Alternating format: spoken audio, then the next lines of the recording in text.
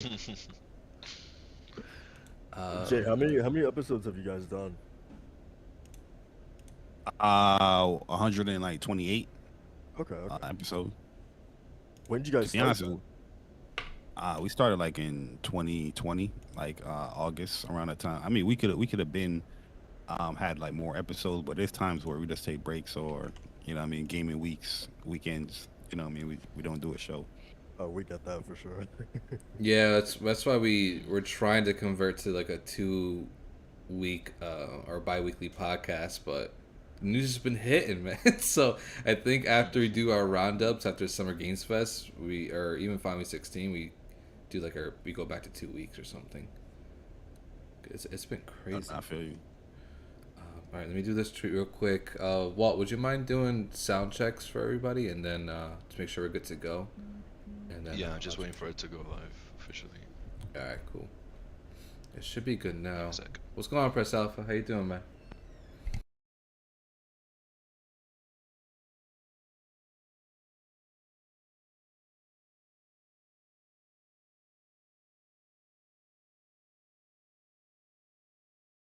We're just gonna do some back end stuff and then we'll get started here in a sec. No doubt. Cool, cool, cool. Yeah, we usually just start off the podcast with like what we've been playing in the past week, and then we Mm. move on to the topics after that. So yeah, not and we don't have like too many topics to get through this week anyway, so it's gonna be a pretty chill time. Yeah, that got you. Cool, cool, cool. We in there. Yes, sir. Sure. I'm excited. I'm excited for this. Okay.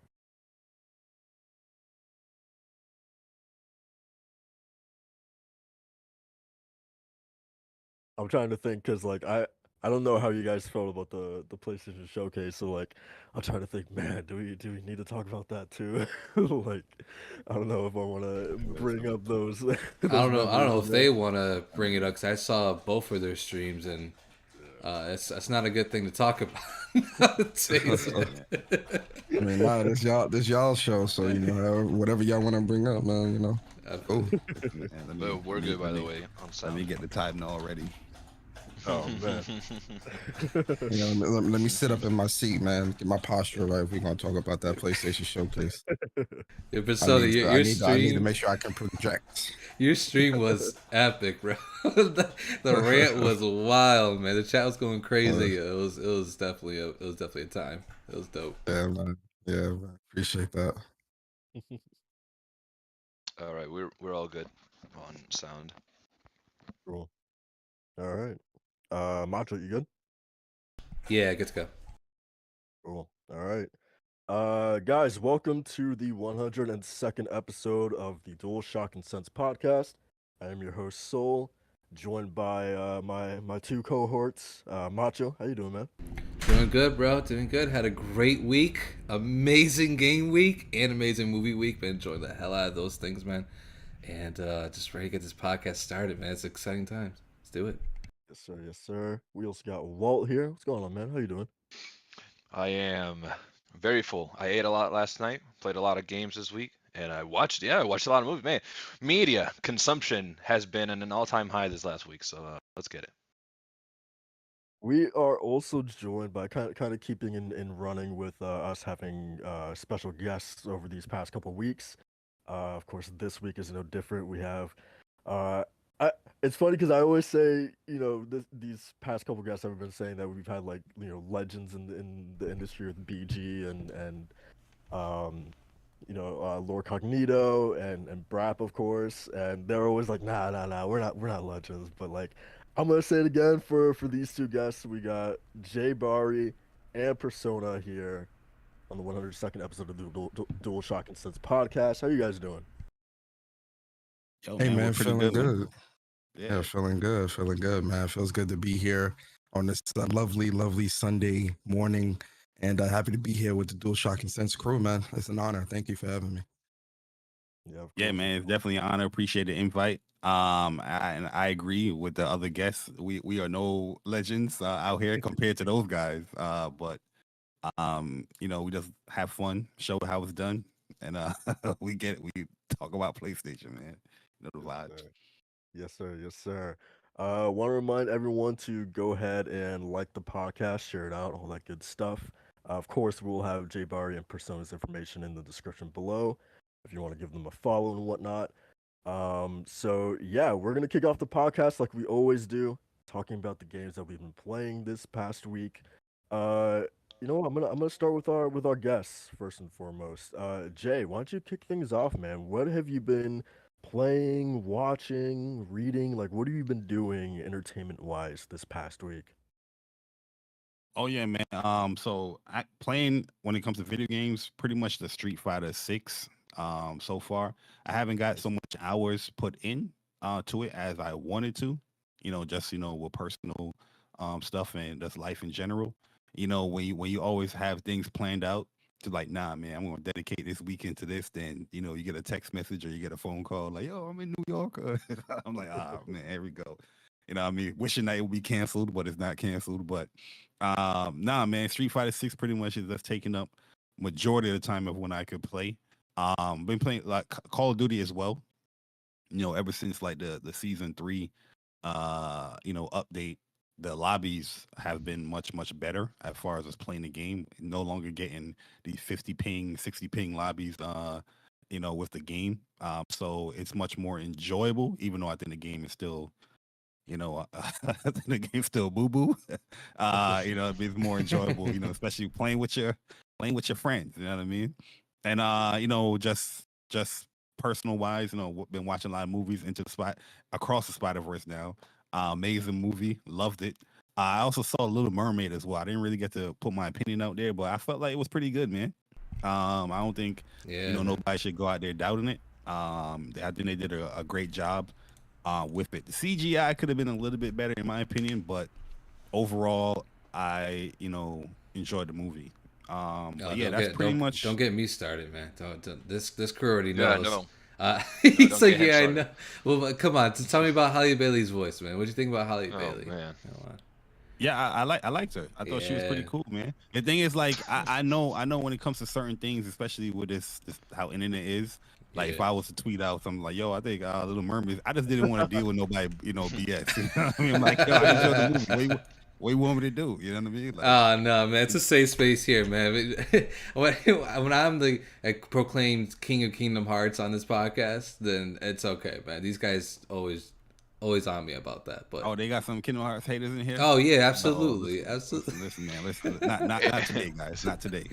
You gonna get double teamed. Pause. But Oh, Whoa. no. you know what I Start mean. getting into this outcast, man. Already. Make that triple teamed. Double pause. Yes, Whoa. sir. Double Yes, pause. sir. Let's go. Jeez. Double pause, it, Man. But other than that, man, pretty good. I wanted to play Diablo. I might dabble in that today. But I know I'm gonna play Street Fighter as well. But I just want to get past that initial beginning part, which they kind of ruined my mood. That Thursday, I was like, what the hell is going on here with this goddamn game, man? But it is what it is. But yeah, that's pretty much it, man. Yeah, I think I'm gonna hold off on Diablo once the whole like server situation is like figured out because I see they're having like problems specifically on PS5. So yeah, I'm gonna wait on Yeah, I that. mean they started the game, they unlocked the game for early access like at 7 p.m. Eastern time. I've never seen that before. With like a game. Normally they would be like 12 a.m. or probably the latest, probably like even like 12 a.m. or p.m. I mean, or 1 p.m. or something like that. But 7, I'm like they think people don't got lives or something. Like, come on, man. Yeah, no, that was weird because like it was the timing gate, right, Jay? And then the fact that I think the other situation was that people weren't getting like their licensing going through if they bought like a digital version or something like that. Yeah, I mean, I ain't even boot the game, so I don't know the issues because I was just mad that because when the game unlocked, I was already at the movie theaters watching Across the Spider Verse, so I was just like, Gotcha. you know what, I'll Yeah, just no, wait it out. a lot of those issues are fixed though. I was actually just playing this morning, and didn't really have any issues with that. Okay. Okay. What classes are you guys playing as? Oh, the best class, Um, Rogue. Yes, sir. Yes, sir. I'm barbarian. Love my Nice. barbs. So yeah, I mean, this is a Barbarian good trash. transition. There you go. There you go. There he goes I'm already. just waking Already. Persona up. Not even 10 minutes into the podcast already there you go. So I mean, this is a nice transition to you, Persona. What have you been up to this past week? Hey man, it's been a really busy week for me as well. In terms of like personal work stuff and whatnot. But in terms of gaming, been playing a lot of Zelda Tears of the Kingdom. Really loving this game. Really enjoying my time with it. It's definitely a huge step up from Breath of the Wild. Even though I only put like maybe like 10 hours or so in Breath of the Wild. I don't know, something about Breath of the Wild just didn't stick with me. Like Tears of the Kingdom. And like right out the gate, Tears of the Kingdom just stuck with me. I was like, I think it might be like the building aspect and all those other things with it, and the vastness of the world and everything. Like it's much larger than even Breath of the Wild. So I think a lot of those aspects definitely why I stuck with it, and I'm loving it through and through. Also, Call of Duty. I'm a COD head. Like at heart, I've been playing COD for since pretty much the beginning, and even the worst CODs, I hate them, but I'll just give him a chance. So definitely been playing Modern Warfare 2 as well. And Diablo as well, man. I love Diablo. Diablo is such a great game, and 4 is no different. And Barbarian class, like I said, and that's definitely you know, I'm a tank. I'm a tank. If I'm playing games like this, I'm a tank at heart. So definitely Diablo 4 and Street Fighter 6, man. Marissa boys, we out here, practicing, labbing, playing with a couple of folks in the community and whatnot. And it's been a pretty hectic week for me gaming wise. Nice. And then movies, obviously, Spider-Man Across the Spider-Verse, incredible movie. Nice. Did you guys watch it in like a Dolby theater or just like a normal kind Yeah, of yeah, theater? yeah, Nice. Dolby. Nah, I Nice. watched the normal 3D stuff. See, I just found out recently about the whole like Dolby experience, so I'm like, like for Across the Spider-Verse, I gotta watch that movie in like one of those kind of theaters for sure. Yeah, Me if I Once see you too. if I once you see it once you again, go if I see it again, I might do it. once you go IMAX, it's really hard to like go back because like Yeah. that experience really is like incredible. Like the sound, the look of the screen, everything is just a lot better, man. I love it. Truly, man. Yeah, for Yeah, sure. I agree. It's the same thing with Dolby for me. So ever since I signed up for like the AMC A Stubs list, I've been just taking advantage of that screening format, especially for The Little Mermaid, where like I knew everything was gonna get pushed back because of Spider Man, but like seeing that movie and seeing Spider Man in Dolby again, it's unlike anything. It's a premiere movie experience for sure. Like you can't go back. Like if you're gonna go back to like regular screens, might as well just watch it at home. At this point. I mean, not Yeah. not like that, really.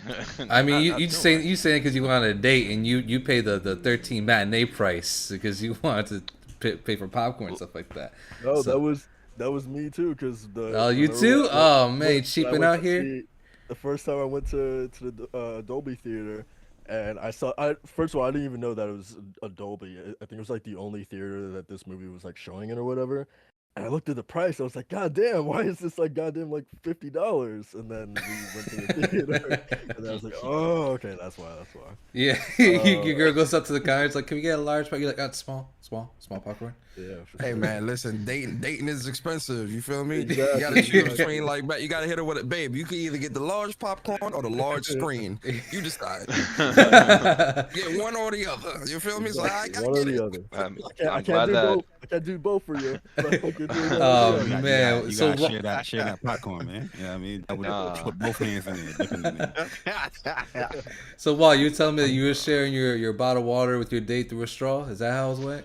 Not real talk. Like all she got was a bottle of water and some like what was it, Airheads. She ain't demanding. That's all she Oh, got. gee, I'm she like, okay, picky. cool. That's all she Yeah, got. yeah. That's all you gave her, bro. No, no. She went. Because this Listen. was the first date. Give it like 2-3 This. more dates.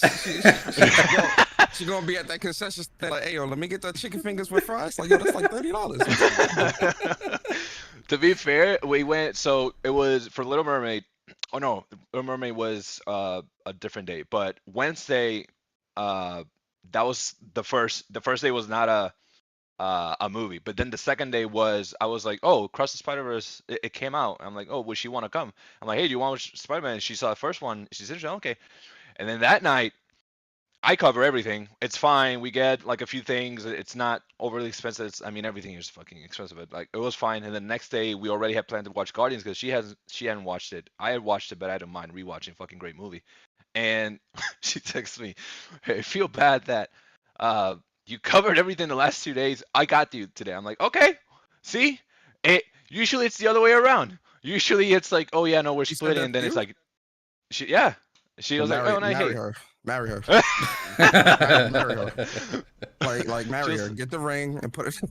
Propose right now. Put it in the legit. put it in the popcorn. Make sure she finds it.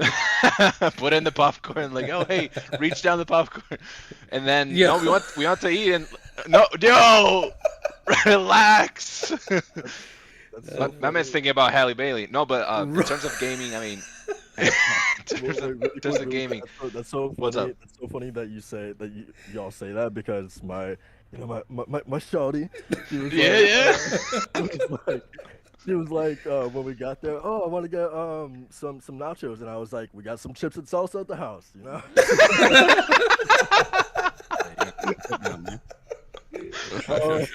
I'm not sure only come with like 5 chips anyway. So. Yeah. The cup of Oh. cheese costs more than the nachos, man. That shit crazy. Facts, those man, are facts. facts. Yeah, facts. Well, yeah. Why don't you go ahead and tell people what you've been playing this past week? So playing, I mean, it's been a more Zelda week than anything. I've dabbled here and there on other games, but like mainly has been Zelda. That's the main one that stood out and the one I'm actually focusing on. Taking my time with it, really like setting myself different objectives. Like right now, I'm focusing on getting my hearts up, so I'm just getting to as many shrines as I can, so I can keep getting my health hearts going up. In terms of movies, it's been more heavy on movies than gaming when compared. So I watched Little Mermaid. I liked it. I agree with the point earlier that the CG, while it could have been better, I also think this is one of the better CG movies that they've done in terms of live action. They actually put emphasis on giving these characters emotions, not like Lion King, where it was just a bunch of animals singing and you knew it. You didn't know if they were happy or sad. Yeah. Which it's kind of hard to translate animation when it's that high, like very expressive to live action. But I think it was good. It was inoffensive as well. You know, it's perfectly fine. People shouldn't be losing their minds over it. I watched Across the Spider-Verse. Speak for yourself. I listen, man. You're my man's starving over here. You gotta relax. You gotta let that woman breathe. Hey man, she got it, bro. She got it.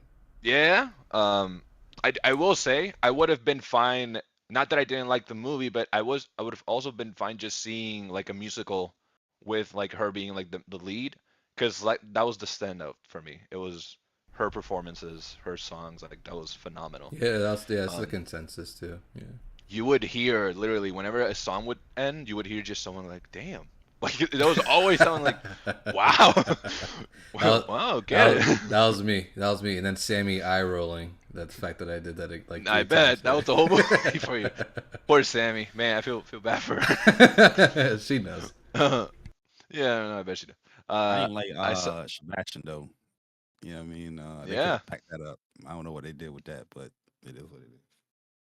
Listen, there was certain. Okay, the one part where I was like, "Oh no," was I don't dislike her as an actress, but when I heard that the bird was voiced by Aquafina, I was like, "Oh no." I Yeah, enjoy me too, man. Me too. I was like, Yo, oh. because a lot of people hate her, man. I don't know why. But I think she's Listen, all No, right. they I don't have the no reason hate. they it's don't like her is because they feel like she's pretending to sound quote unquote black and all that other stuff. So I that's why a think lot for of people feel that me, way. she's very for me. She's more of a what do you call it, like physical comedy type. Like in Shang-Chi, I really liked her because she was funny.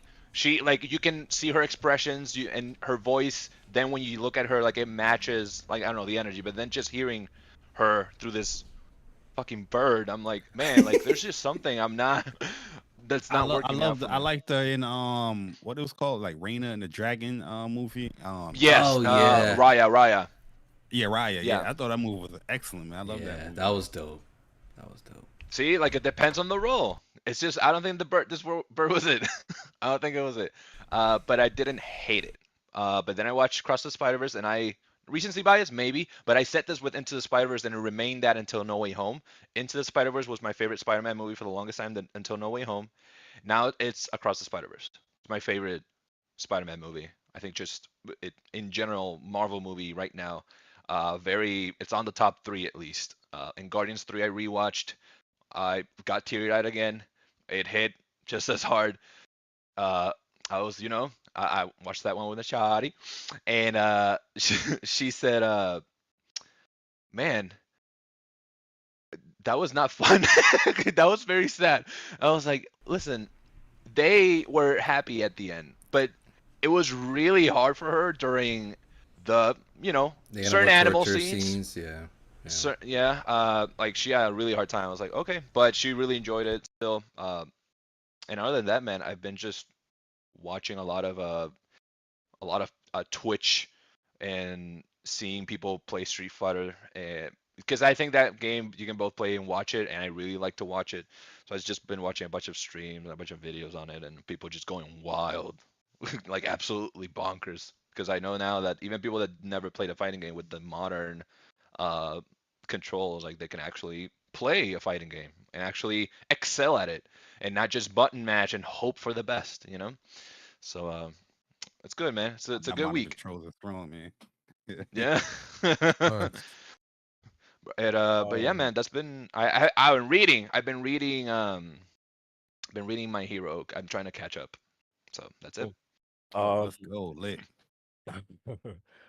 yeah, so as for me, after I finished Resident Evil 4, I went back to Wasteland 3, still kind of chipping away at that. I finished I guess you can kind of like say that the game has like three major acts, and it kind of like correlates to the three children that you have to like kill or take in or just deal with in general in that game. And I just dealt with the second child.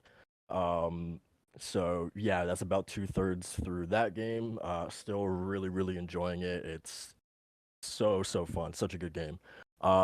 And a little bit of Uncharted 4 because I'm working on a project for school, so I'm trying to like catch some record some footage of that.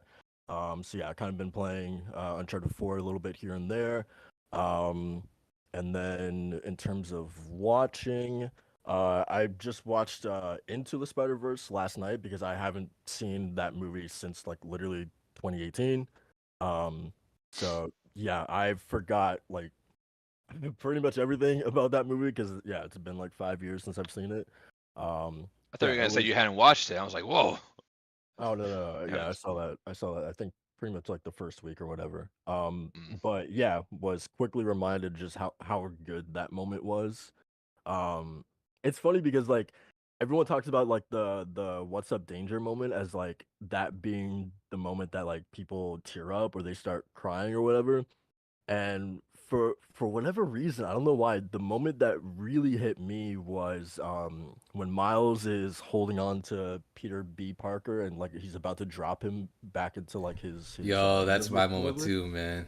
Yeah. Yeah, and Yeah. and you know, and he's like, what if I mess it up again, right? And it's kind of like this subtle thing of like the entire second half of that movie or whatever. Peter B. Parker's like, no, I'm gonna be the one who stays, right? Like, he just him saying that over and over and over again, and you think it's him wanting to be heroic or whatever, but no, it's in reality, it's him like avoiding having to go back to his own universe and having to deal with his own problems, right? And then having that all kind of like come to a head in that moment when Miles is holding him over the machine or whatever. It's like, I don't know why, but damn, like that moment like really, really, really hit me more than the "What's Up Danger" moment. Yeah. Yeah. So you did good, kid. Yeah. Yeah. So yeah. So good. What a fantastic movie. Really, really enjoyed it. Daniel Pemberton is a goated composer. I told y'all on long, long time ago the soundtrack to the King Arthur King the King Arthur movie that came out like in 2017 or whatever that I wouldn't shut up about. he also did the soundtrack for that movie, and that movie has a banger soundtrack. If anyone is not familiar with that soundtrack, go look it up on YouTube. It goes so hard. So it's Is just that the crazy. one that has the Kingsman actor? I don't know. I've never seen that movie. Talking about the guy that was in Pacific Rim. He was the main dude in that movie. I'm not thinking about a Oh, different movie. I'm gonna look it up. But yeah, continue, Jay. I'm Look up looking his into name. it. Let me Um, see. but yeah, it's just crazy that he did the soundtrack to both Spider-Verse movies and that King Arthur soundtrack that goes so hard. So yeah, I love the range on that guy. He's a fantastic composer. But yeah, that's pretty much it for me in terms of what I've been playing and watching this past week. Matcha, we'll close it out with you, man. Yeah, it's Yes. that dude, Charlie. Oh, Charlie Hunnam from Hunnam. Sons of Anarchy. Yeah, Oh, okay, Okay. yeah, gotcha. that movie was pretty cool. I remember it. Yeah. Dope. Yeah, so I started off the week. Y'all gonna laugh at me for this one, but you know, at this point, who cares? Yeah, I saw Little Mermaid 4 times in theaters. I don't regret a single God damn damn. minute or hour. Thank you, AMC Stubs list. Y'all came through. You pulled up, and I made sure I got my subscriptions worth. Dolby Cinema all the time. You were their biggest customer, man. God damn. That's I gotta show support, man, for the actual good remakes that Disney puts out, man. So yeah, I was there, but no, it's honestly just because like I had such like a history with like Little Mermaid, like that being my first Disney movie with my sister. So like a lot of it was kind of reminiscing of, like the times I watched the movie with my sister and just having fun in that world. I know everybody hates that world in Kingdom Hearts to like at the nth degree. Amen. Be quiet, baby. but but I just Yo, I don't hate that world. yeah. That's my farming world. I farm. Yeah. Those are facts. Yeah, no, I'm the same way. Like I just love it. It's like it's more of like a guilt. What's it called? A guilty pleasure. For those kind of things. So I saw the movie that many times because it was just so much fun to go back to. Like I haven't had that much fun watching movie in a movie theater experience. Is probably like Spider-Man 2, that was like the other movie I went back like 3 times to see it. But it was just so much fun, man. Like the music's great, like the acting's phenomenal. Like again, I said it before, like it's one of my favorite Disney movies from them. It's like it's gonna fall into that pit of movies I can watch over and over and over, just never get tired of. That's like Avatar and the Lord of the Rings trilogy. So it's really good, man. So that Facts. yeah, man, it's so much fun. It was worth going all 4 times for sure. Really quickly, TJ in the chat said 4 times. Yeah, man. Yeah, it's a big fan. It's honestly just it's so good. And Halle Berry's voice again just incredible. If you haven't check out her music too, because lo and behold, Walt, I actually did check out her and her sister's music the past week, and funny enough, man, they brought back a genre of music that I thought was long gone, and that's the R&B soul / pop music that goes with it. They're just really good, man. It's incredible stuff. Okay. Really fun Now, music. I gotta ask an important question. Let's go. Were you singing along to the songs too in the theater? Only when I was cooking and in the shower. Oh man. Okay.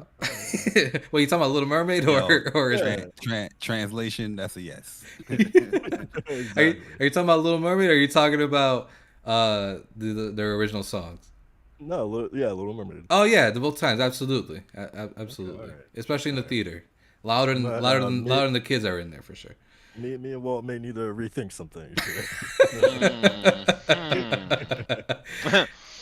Intriguing. There's a lot to think about. Hey man, it's all right. You can ponder that while I play some Street Fighter 6. You feel me? Alright. But no. So Across Spider-Verse, saw that too. That was amazing. I was telling Jay Persona I have a couple of theories about certain character in that movie. It won't spoil. It won't say anything other than the fact that it's great. Go see. Go support animation. This is like the pure definition of animation is cinema. Absolutely, 100%. If you didn't learn back in the 1930s with Walt Disney, you learn now with Spider-Man Across the Spider-Verse. It's really good. And as far as what I didn't think this was possible. yeah, no, right? Just No, kind they of definitely turned it up a notch with Across the Spider Verse, man. It looks cleaner. It looks way better. That movie is a beautiful, man. Beautiful movie. Yeah, did anybody else think that the first movie was a little jarring because of just the constant like switches in the animation and stuff like that? Did anyone was thrown off by it when they first saw it? It took more adjustment to your eyes with the first movie. I Yeah. feel like when I watched the second one, I was already like good. I was already okay. I'm good. Yeah. And they amped it up. Yeah, They they definitely up like the animation and like the color spectrum and just it was a very trippy in a good way trippy movie to watch, like especially like certain scenes with like Spider Gwen where I'm just like, yo, like this is just like I feel like I'm high watching this shit, man. It's incredible. when she's having like serious discussions and you're like, whoa, wait, whoa, another change in colors. Wait, water. Oh my God, the background. It's so shiny now. Wait, it's so dark now. Am I Oh yeah, gonna? I think that oh, go the ahead, when my she's bad. like in her world, because her whole world is watercolor, and they established on the first one, right? Hmm. Yeah, I It's love that scene amazing. where she was talking with her father and the different Yeah, colors and her hair was yeah, different. Yeah. Yo, That was oh yeah. dope. That my was God. incredible. That was incredible, man. I'm just like jaw dropping. Like, yo, this is the best movie. But in terms of the first one, it definitely took a bit of adjusting, but not too much where I felt like I couldn't keep up with the movie, you know. But Right, right. I loved it. Like I love that they took a chance with that and it worked. Like in my opinion, I liked it.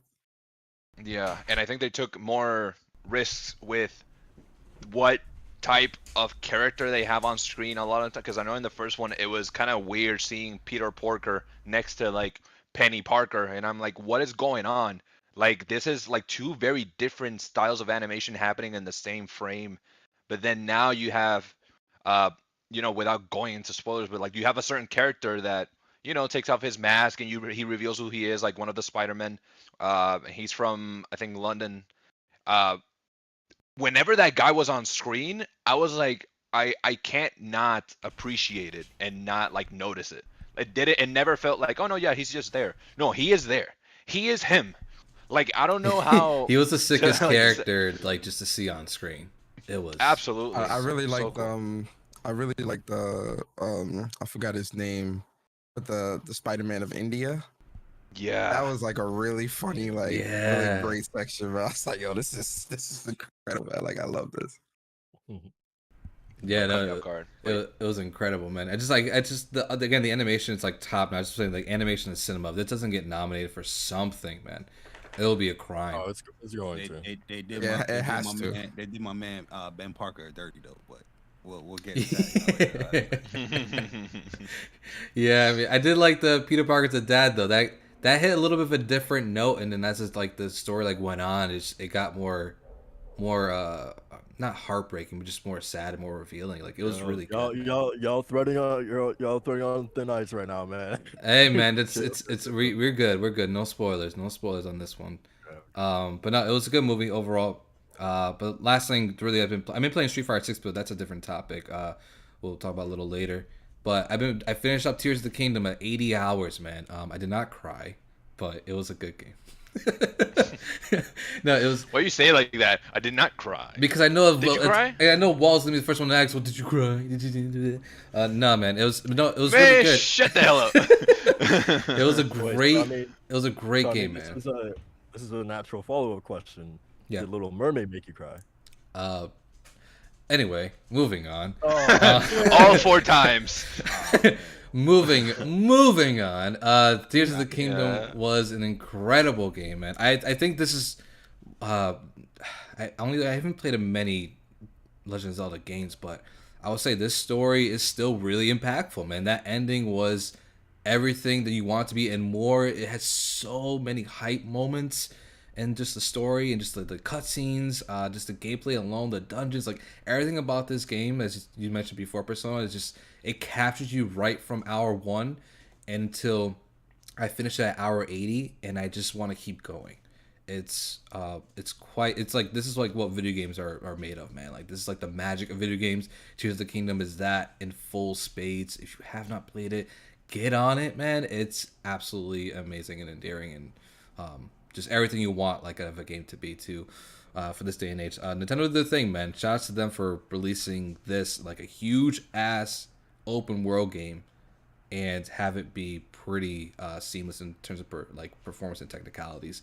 Like this, you have your 30 FPS and some dips here and there, but overall, I think for a game this size and on Nintendo Switch hardware, it's pretty miraculous what they've done. So, really good that in that front. But yeah, that's been my week, man. Street Fighter 6 been taking most of my time the past couple of days. So Nice. Yeah, we'll definitely get into that as its own topic. So yeah, before we get moving on to those topics, want to remind everyone to go ahead and like the podcast. We would greatly appreciate it. So before actually we get into Street Fighter 6 as our first major topic, wanted to, for our audience who may not know who JayBari and Persona is, we like to ask a question to our guests to hopefully get our audience a little bit more familiar with our guests and whatnot. Okay, So hot seat. yeah, y'all on a hot seat right now. So I the question I feel like there could be no other question than this one. What is your out of all the PlayStation generations, which one is your favorite and why? Oh man. That's a great question. Yeah, it's tough, man. Uh, Mm. that's a that's a great and very tough question to answer.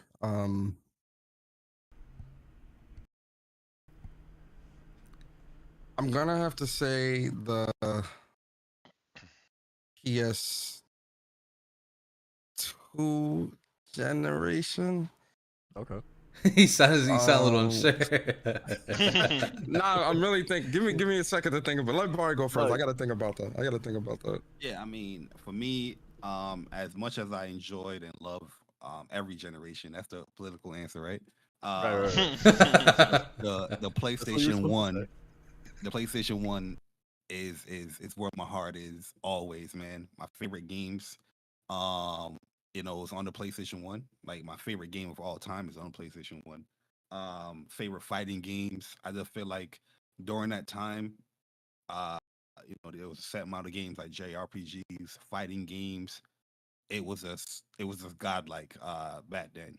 Um, so yeah, I'm always gonna go PS1, even though I think the PS2 is very very close. Yeah, PS1 is just near and dear to my heart for real. gotcha, Yeah, gotcha. I'm gonna have to go with PlayStation 2 for me.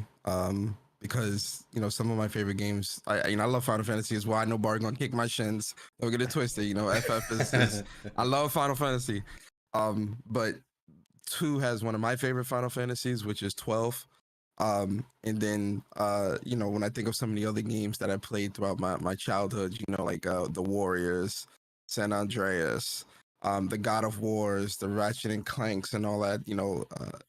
PS2 definitely was a generation that had a lot of great games. SOCOM, I remember Yeah, when the first time I went online on a console was on PlayStation 2 when I was playing SOCOM and playing NFL was it Streets? I think it was NFL Streets, I think.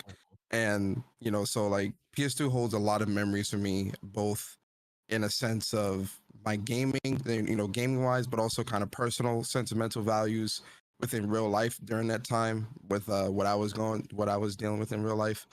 So PS2 is definitely a generation that resonates with me. So I'm gonna have to say PS2. nice, nice. Yeah, I mean, I feel like you can't go wrong with PS2 in terms of just like the sheer like breadth of library, the amount of games that you had on that console was just like, yeah, it really I don't think any other console like some consoles do get close, but like man, dude, the PS2 was just such a beast. Um, so Macho, Walt, hmm what about you guys?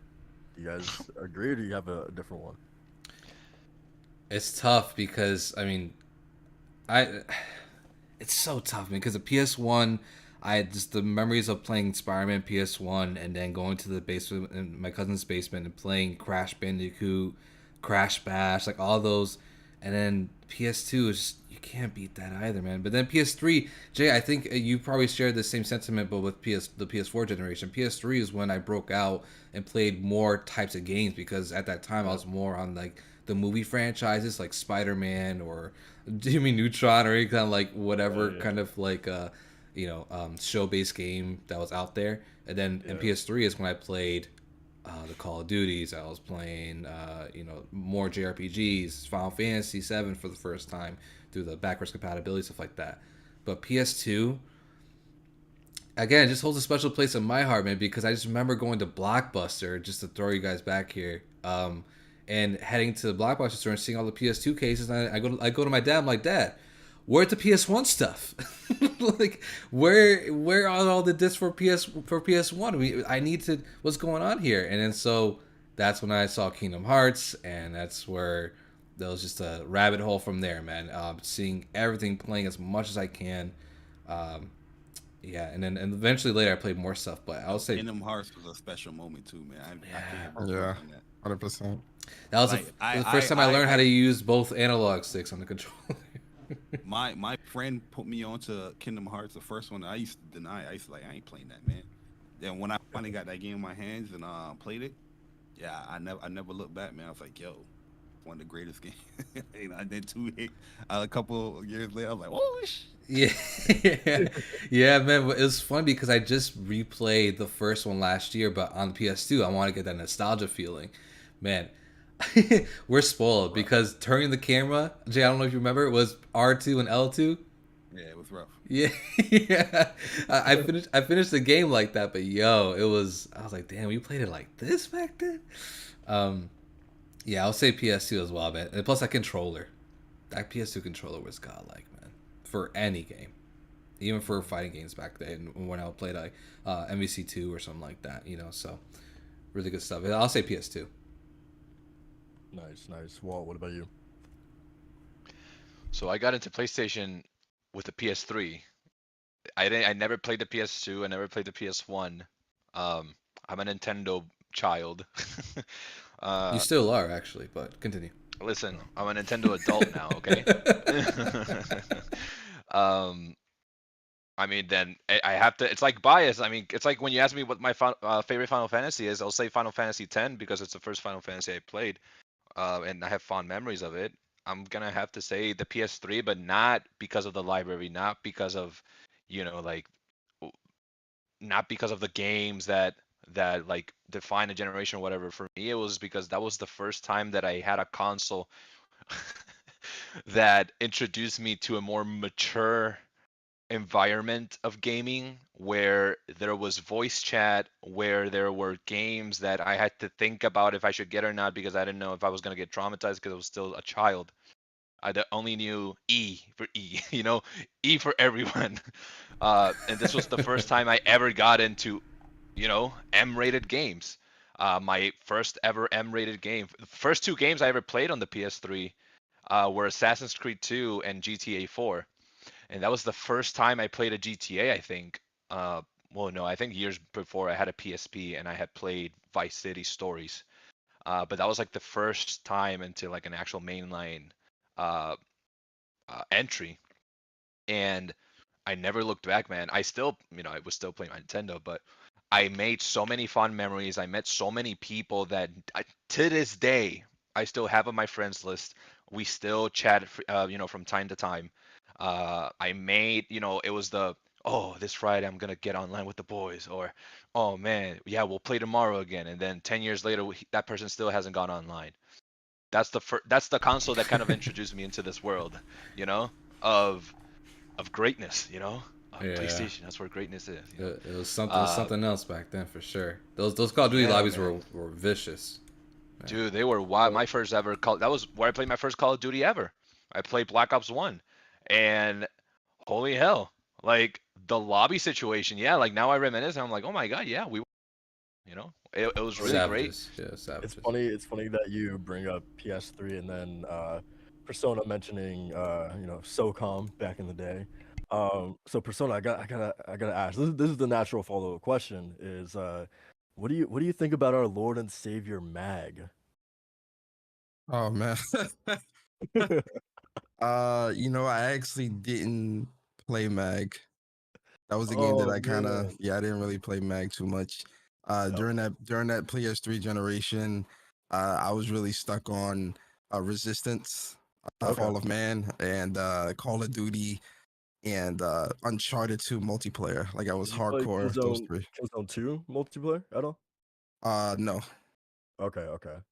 Yeah, because that was Killzone 2 multiplayer specifically was like my favorite on PS3.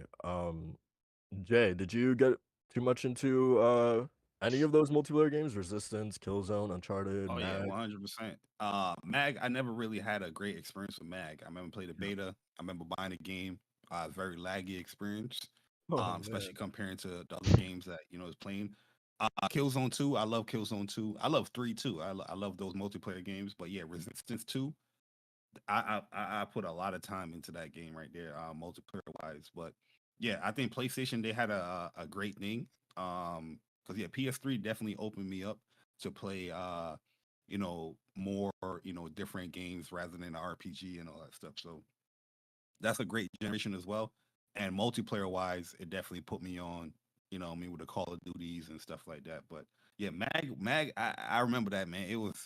That game was rough, man. That game was rough, yo. I mean, you I just have crushed Great idea. Soul's experience right now because he No, praises back.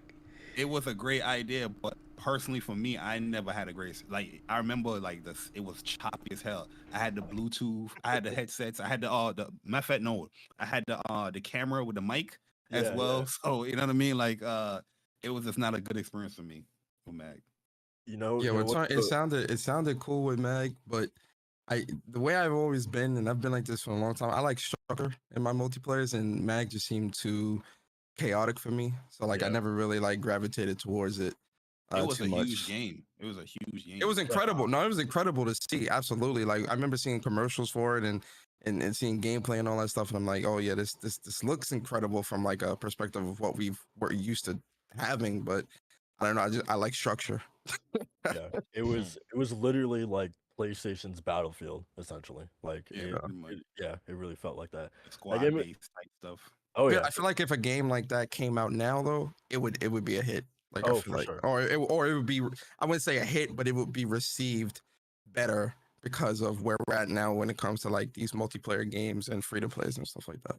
And Hmm. especially with the way that Battlefield 2042 launched, then it'd be like, well, you have this nice like alternative to go to instead, you know.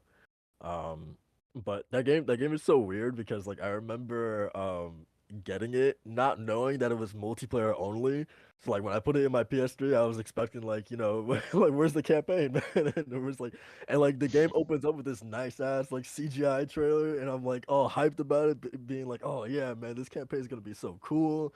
And it's like, no, it's just multiplayer only. So but yeah, man, I have fond memories of that game. Um, so yeah, man, cool. Yeah, PS2. Um, Now Yeah. PS2. um, it's between PS2 and PS4 for me. Um, I, I don't know, cause like, yeah, PS2 obviously has some of my favorite franchises. Just thinking about like Jack, Sly, and Ratchet, like just how all three of those were coming out basically like at the same time was just like it was so Mhm. cool to like be a part of that. And obviously you had God of War on top of that as well, just first party wise. Um, so yeah, I mean Yo, purely low key, PS4 objectively is the best PlayStation generation right now because a lot of the favorite games that everybody's listening here got remastered or remade or whatnot on PS4 on top of all I the mean, new games and all that stuff that was in there. from a sales perspective, PS2, right, we're right. looking at it from sales, but I get what Barry's saying, like objectively, because PlayStation 4 definitely had like a lot of incredible games, and especially coming from the end of PlayStation 3's generation, where I think PS3 had incredible games as well. But the hack and everything else that happened, PlayStation was not in the best of light. So to see them kind of turn that around and release, the Bloodborns, the God of Wars, the Spider Mans, the Order 1886s, and all these other really great games. It's incredible, to see that glow up. So Yeah. I definitely agree with Barry from So an a lot of objective standpoint. resurgences came with PS4. RPGs, big resurgence came back Yep. where you saw Oh, I'd say Resident Evil. Resident Evil, Yep. fighting games in general, Yeah. Yep. just came back and all. Yep. But Even yeah, just like Final it's a Fantasy hard too. question to ask. Yeah, man, that's what I'm saying. Like, a lot of these, the games that obviously nothing beats the first time you played it, the first time you beat it, but you just had the better versions of your favorite games on on PS4. You know what I mean? Yeah. Yeah. Yep. Yeah, you're not wrong. Shadow Colossus is on there too. So now it's Yep. like a game of the generation on PS2. Hmm. Yeah. Yeah, cool. So let's move on to our first major topic, and that is Street Fighter 6, man. This alongside Diablo 4 has kind of kicked off a what is going to be a pretty crazy month, being June in terms of game releases. So yeah, I mean, well, you've been playing this as well, right? Or no? For Street Fighter, Yeah, Street Fighter. I played the demo a couple weeks ago, and I do have my game pre-ordered. I haven't picked it up, but I played the hell out of the demo. I mean, Okay. I assume there's differences, but I really enjoyed it, and I'm excited Okay. to pick it up. So Macho, I'm gonna let you kind of take the reins on this conversation, like, since I haven't gotten to it yet. But yeah, what does everyone think about it thus far, especially like in comparison to five, because I know five is a little controversial, at least in the way that it launched. How does six feel in comparison so far? It's night and day, brother. It's absolutely night and How about you day. gonna preach? You gonna preach, man? Amen. No, it's quite incredible the turnaround for Capcom because you mentioned before about Resident Evil and Monster Hunter World really kind of like putting them on the spot again, but I think the real question everyone's asking is like, well, what about their fighting games, right? Because Marvel vs. Capcom Infinite, while I really liked it, I even got the platinum in that game. It didn't hit that it needed to. Street Fighter V is what it was, and eventually became better. But Street Fighter 6 is really kind of the people who were asking, like, is this going to be the real return of Capcom? And lo and behold, man, sitting at like what, a 93, 92 on Metacritic.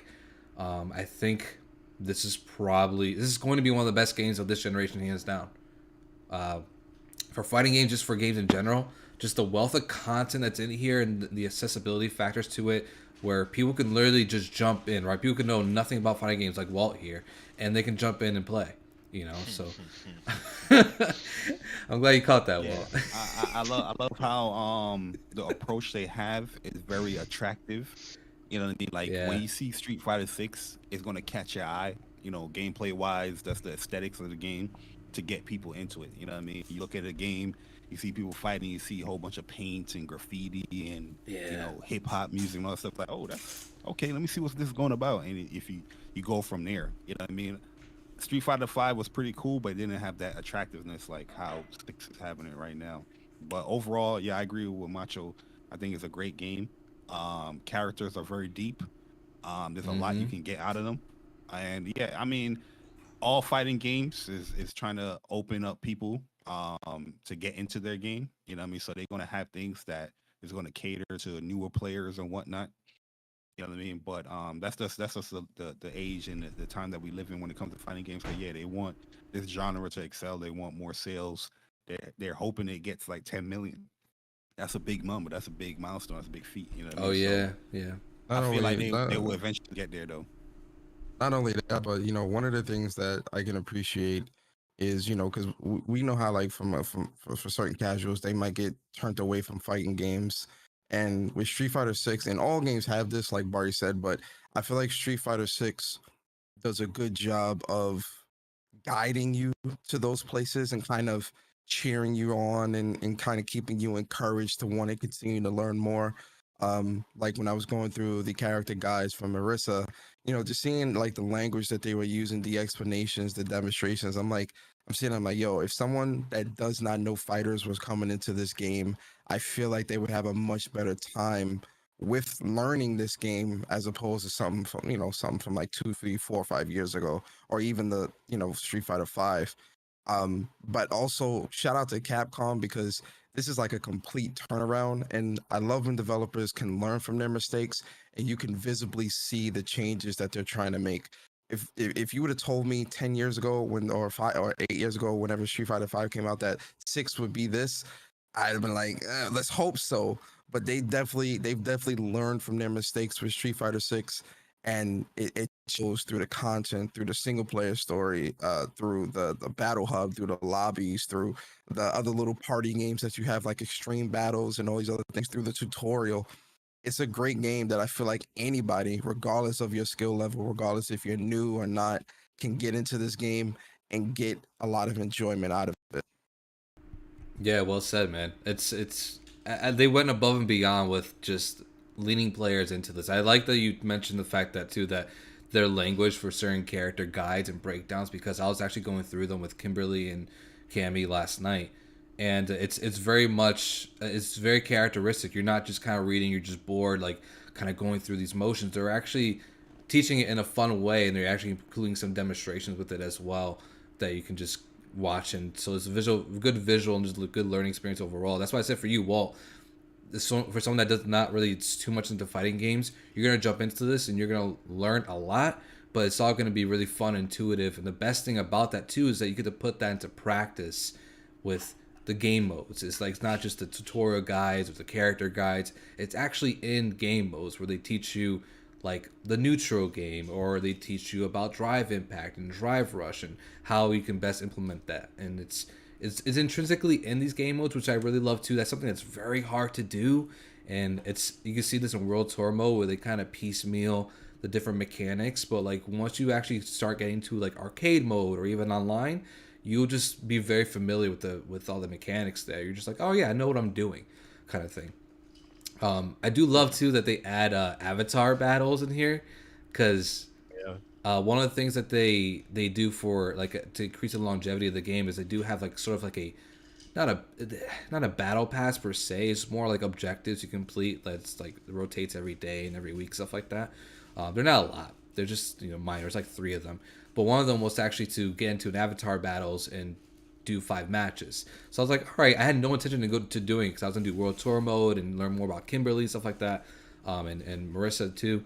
But I went into it and I was having a lot of fun, man. I got my butt handed to me a couple times. There's like a level 43 dude, and I was like level 25. I was like, oh man, this guy unlocked drive impact and drive rush. He's doing crazy stuff, but it was still so much fun because he was like a mix of Cammy's gameplay style and then Luke, and then while I had like a mix of Marissa and Chun Li and a little bit of DJ projectiles. So it's super cool, man. Like they went all out in the fun factor, and I think that doesn't get enough praise for now because eventually you're gonna see a bunch of people just throw out a bunch of stuff and it's gonna get very sweaty very soon. But I think the fun factor is top notch here, man. Like it's so much fun. I'll put up there Ultimate Marvel's Capcom 3 for me as far as fun factor. It definitely also like with Street Fighter 6, it definitely feels like this is the kind of the proper release for a game that's supposed to last like 10 years. Yeah. Like this is definitely this is a feature rich, content rich game for something that's going to be essentially a games as a service where it's always going to be evolving. We already know about the first season of characters. I'm sure they're going to be adding more story elements and all these other things as well. Like this is how you release a gas game.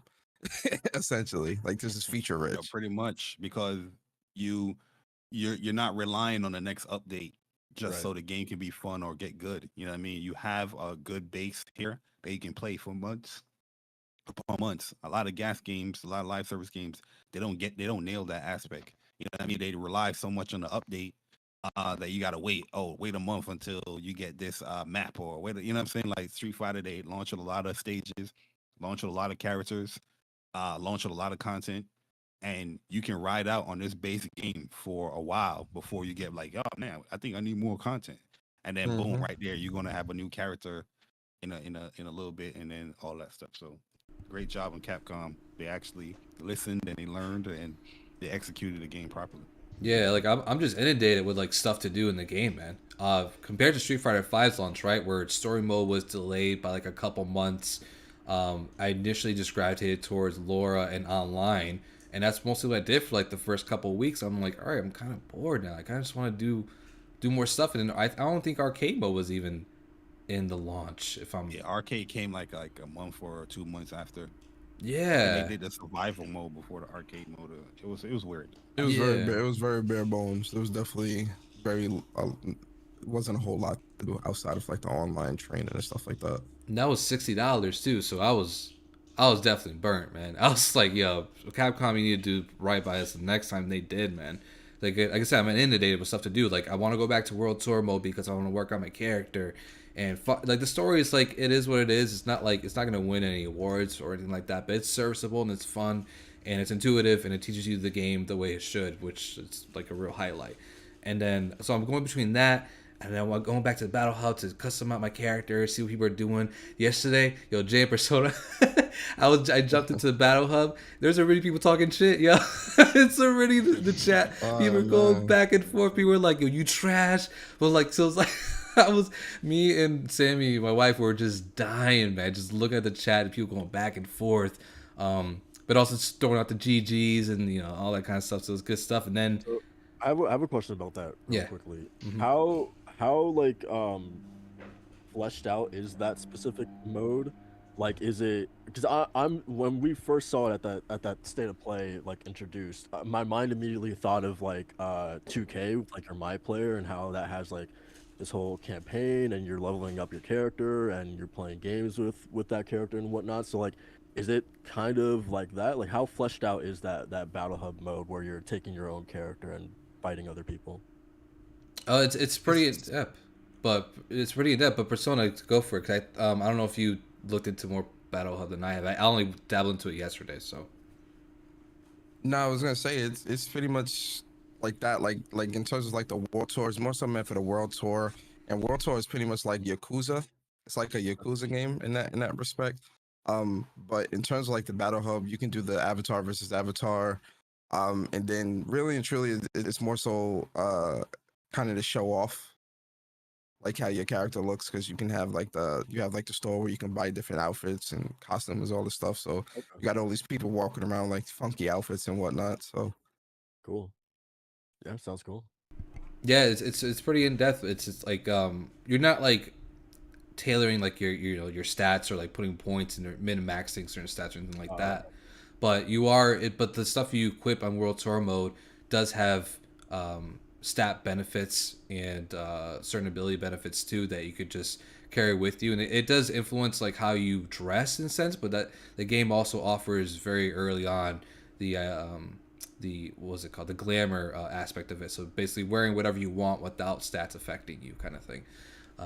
I'm 5 hours into it, and I still haven't learned Drive Rush or Drive Impact, which is so again, it's teaching you very slowly, but overall, I think it's a lot of fun. It's really good. But the battle hub aspect of it is just hilarious, man. Just walking around the battle hub and seeing all these weird looking characters. Some are like pretty legit, like oh yeah, that's definitely a person that based it off themselves. And there's another that's like Popeye, or someone with like a huge chest and a small head or whatever. Like you can, it's hilariously fun and addicting just to see like all these people fighting and doing shoryukens against each other. Like someone that's like a small ass head. Hey It's yo, Capcom man, I need more hairstyles for the brothers. You know what I mean? You got the taper with that little afro. You got an afro. You got the crew cut. I need some sharped up, edged up lineups. I need something better than that, man. Come on, Vari, man. I'm so glad you Everybody said that. that's a brother. Got the same goddamn taper with the afro, man. I'm so glad you said it, man, because Howard's Legacy did it right, man, with the different hairstyles. The thing is, I was thinking of Hogwarts Legacy as I was saying this because I'm like, yo, Hogwarts, they had them brothers shaped up proper. You know what I mean? Like, I was happy I need as a Hispanic kid with curly hair. I was like, all right, they got my hairstyle. They did it. And then with Capcom, it's just like, man, all they got is just like the shape up and that's it. Like, come on, man. Like, Hispanics got a little bit more hair than that. the generic black hairstyle. It's like, damn, bro, I can't get Yeah, a bro. dark Caesar with some waves, man. What's going on? And they dreads never on point either. Like they braids, or they Never. dreads like it just look. No. Yeah, no, their character creator could definitely use some work for sure. I think Monster Hunter World was a little better, but overall, yeah, man. Yeah, no, Street Fighter 6 is incredible. I think for people that It just makes me remember goddamn like the early 2K days where they had like you had the small afro, the medium sized afro, and the large sized afro. Like You did not Yeah, have like pretty much. That's yeah. that's the Well, option. that's the Pretty standard, much. man. Like, yeah, all right, we got that covered. It's like, no, you really don't though. Like I don't know if you can like finagle it a little bit with the options, but I'm talking about the base, just hairstyles, and just get that joint on point, man. You know what I mean? I'm not gonna be divulging into the whole tone this and tweak this. You know what I'm saying? I'm very simple when it comes to that stuff, folks. But other Yeah, than that, yeah. yeah, the game is pretty good. I love it so far. You know what I mean? I haven't put so much crazy hours into it, but the time I have played it, I definitely have fun. Today I definitely want to put some way more time into it, to get some stuff right and just play people. But yeah, man, I'm having a good time so far with it. Cool, yeah. I want to go over to go around the panel here of Oh, everyone's before before characters. before we move on though, Yeah, before we yeah, move yeah. on or talk about the characters, if you're playing Street Fighter 6 and you meet a Zangief that is using modern controls, just skip that person. Yo, We gotta facts. let them know as a community that it's unacceptable and we're not going to do that. All right, Yo, so facts. Zangief with modern and they're on Wi-Fi. Bad news bears, Oh, man. if they on Wi-Fi, then yeah, you just block that person. You know what I mean? Block.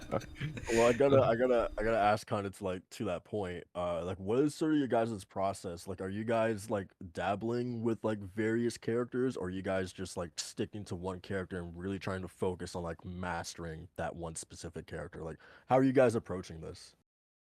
Oh yeah, I want to let the Yeah, guest goes first. So that's Jay a Persona, go do your thing. What you guys Yeah, got? person, you good. that's a good question. And for me, I'm someone where like I think most characters, especially in Street Fighter 6, a lot of characters look really fun to use.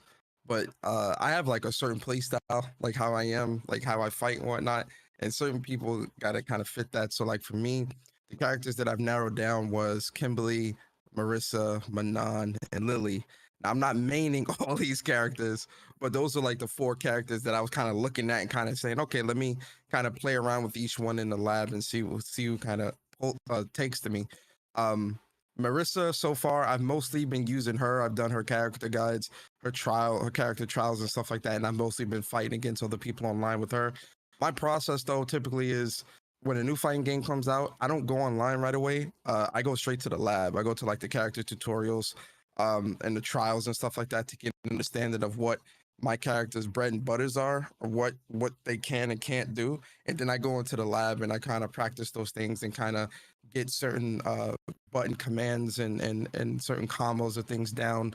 And then try to practice like with punishing and all this.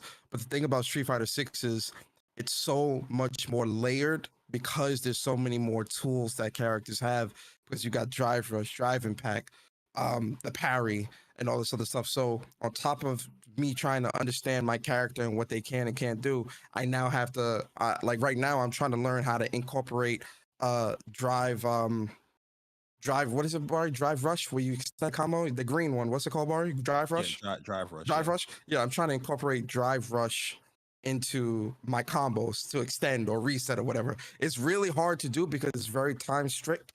So that's what I'm trying to do now. So I've been mostly in the lab, and then I fight like a couple of people. Like I said, in the community, just to kind of see where I'm at as a fighter, and then I take that back to the lab, and I'm like, okay, I'm getting caught with like people grab when people want to grab a lot. I need to get my reaction time right with that. When people want to do drive impact, I got to try to make sure I'm good at canceling stuff like that. So that's kind of my process when I'm trying to learn a new character and get better in the game. Hmm. Yeah, All I'm very like the same way because I always tell people, man, when it comes to fighting games, like a super slow learner. You know, what I mean, some people catch on really fast, but I'm not that type of person. I gotta like what Persona say, go in the training room, go in the lab, and do repetition until it feels comfortable for me. Street Fighter is a game that I haven't played so much in the past years. Like, well, five.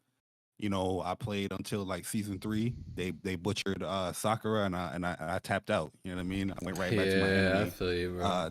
uh type game. So the timing in a lot of things is definitely taking time to get used to. But yeah, I'm a type of dude where I'm a lab monster. So I stay there a lot.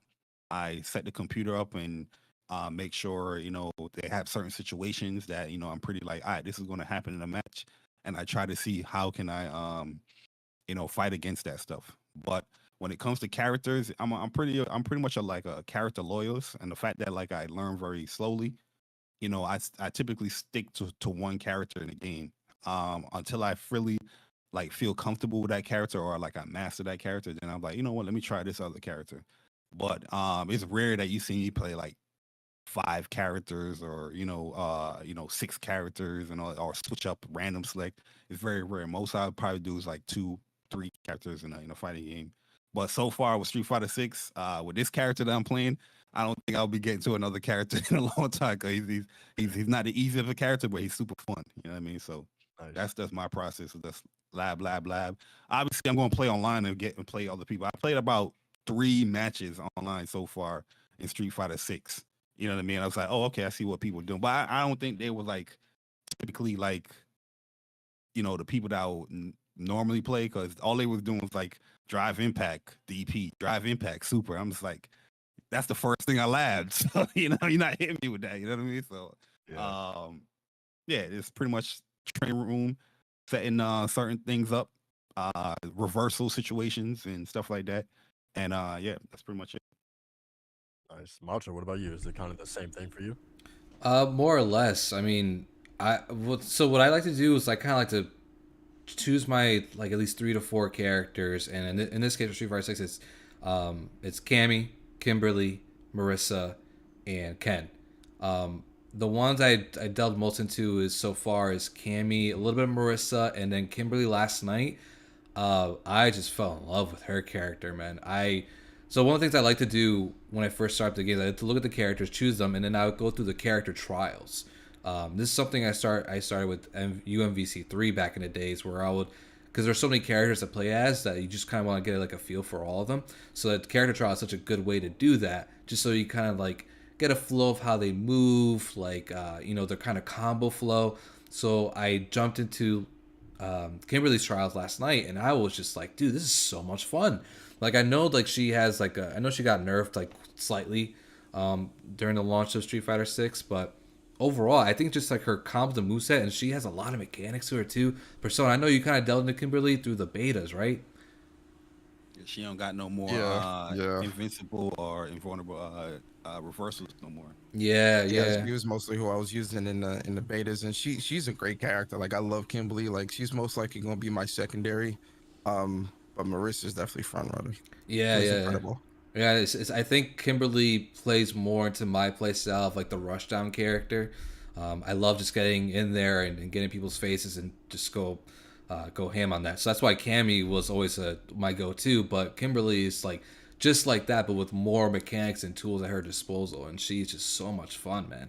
So I go through the character trials, and after that, I got to do a little bit of lab, so I kind of just see what kind of how I can implement drive rush and what kind of my B&Bs, my bread and butters I can go to for certain combos online or whatever the case may be. And I'll take them to arcade mode. And then I'll just get more familiar with that. And then once I feel more familiar, then I'll jump to online ranked and see how I am with other people and stuff like that, because it's a whole different ball game going online and facing people in that sense other than just a computer. So, but yeah, it's been a fun experience just with that. And I can't wait to take Kimberly more into arcade mode because her alternate costume is so dope, man. She has probably one of the coolest secondary costumes in the that game. costume's kind of lit.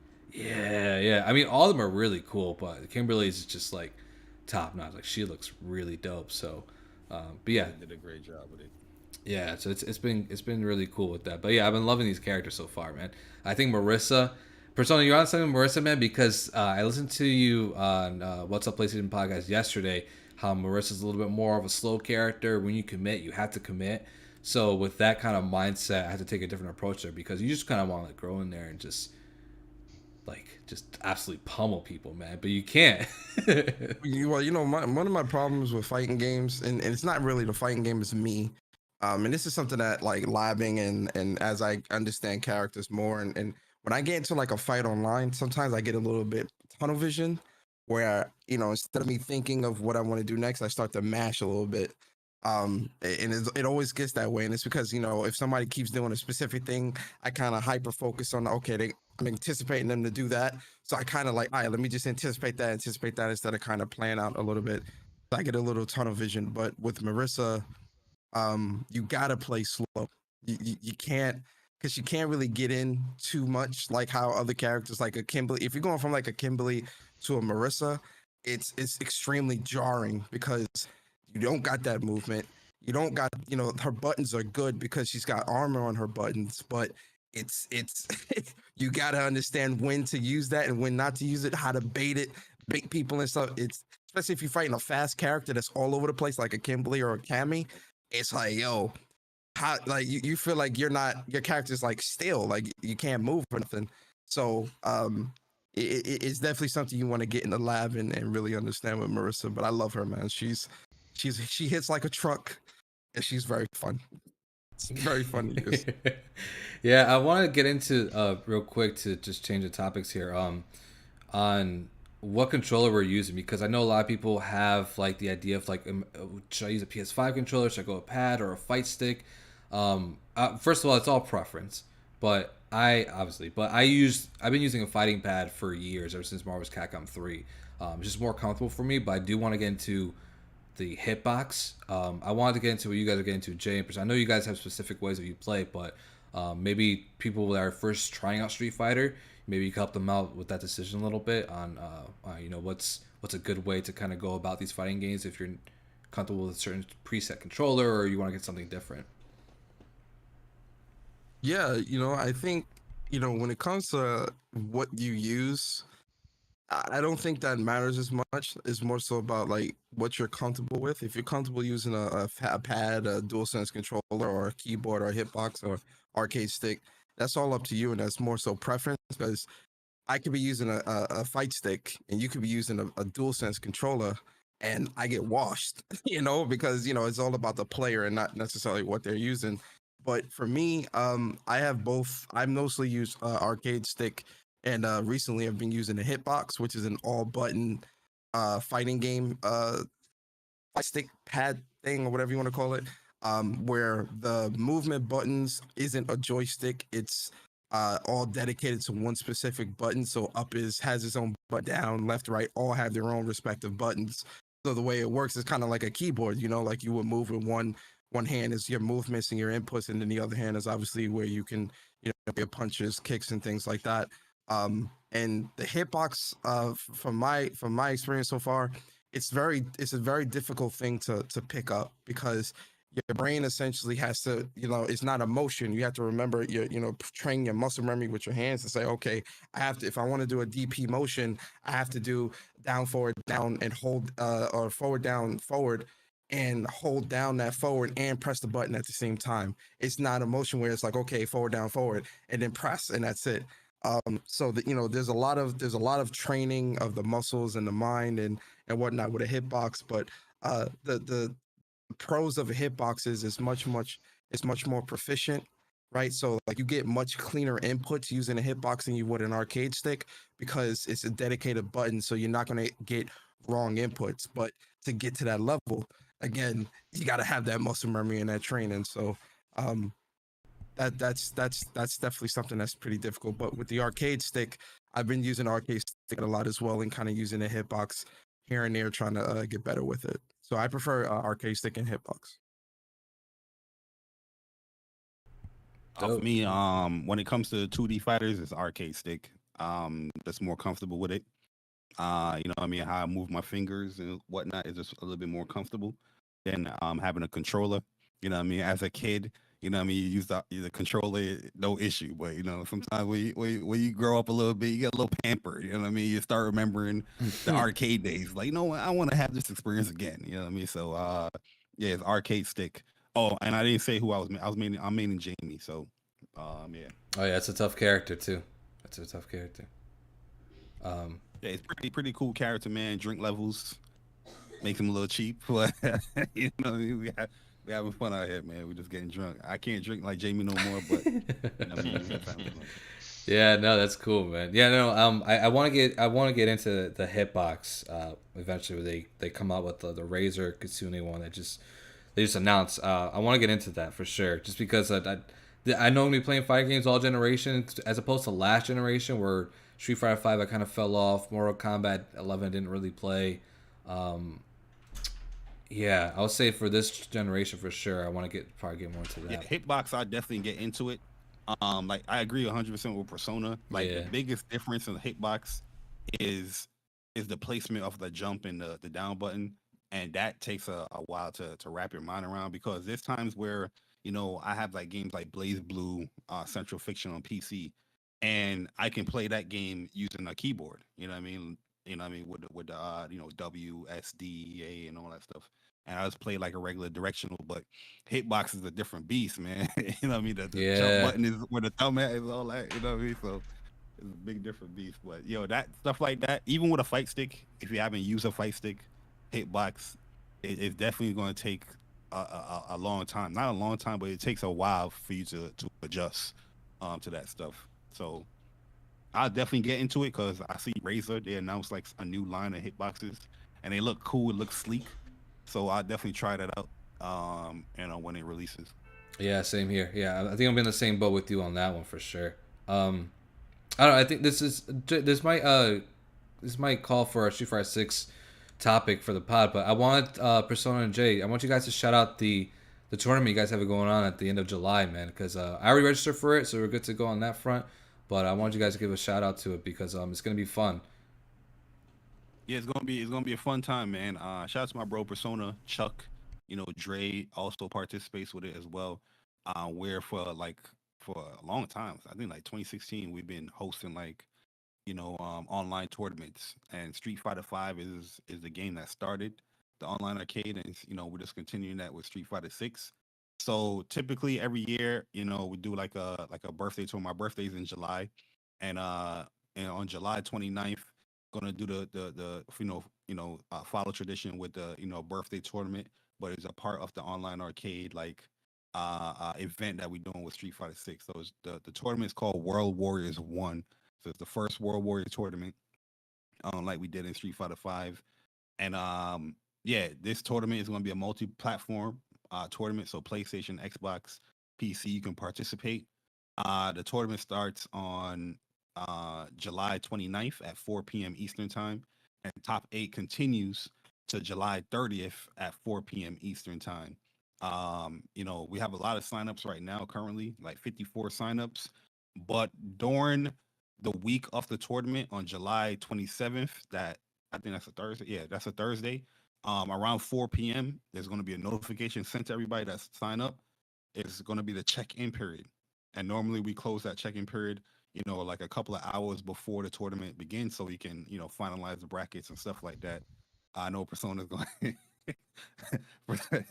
mean, Persona, Chuck, they definitely want to handle the check-in process and all that stuff.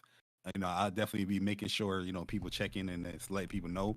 But that's a very important part of the tournament because that gives us more assurance that you are going to participate on that weekend. You know what I mean? So currently we have the prize pot at $650 for top three participants. That could grow, depending on if people want to donate or depending on like how much people sign up. I feel like if it gets to like a much larger amount, I mean that would increase for sure. But yeah, that's pretty much it. Street Fighter 6 is here.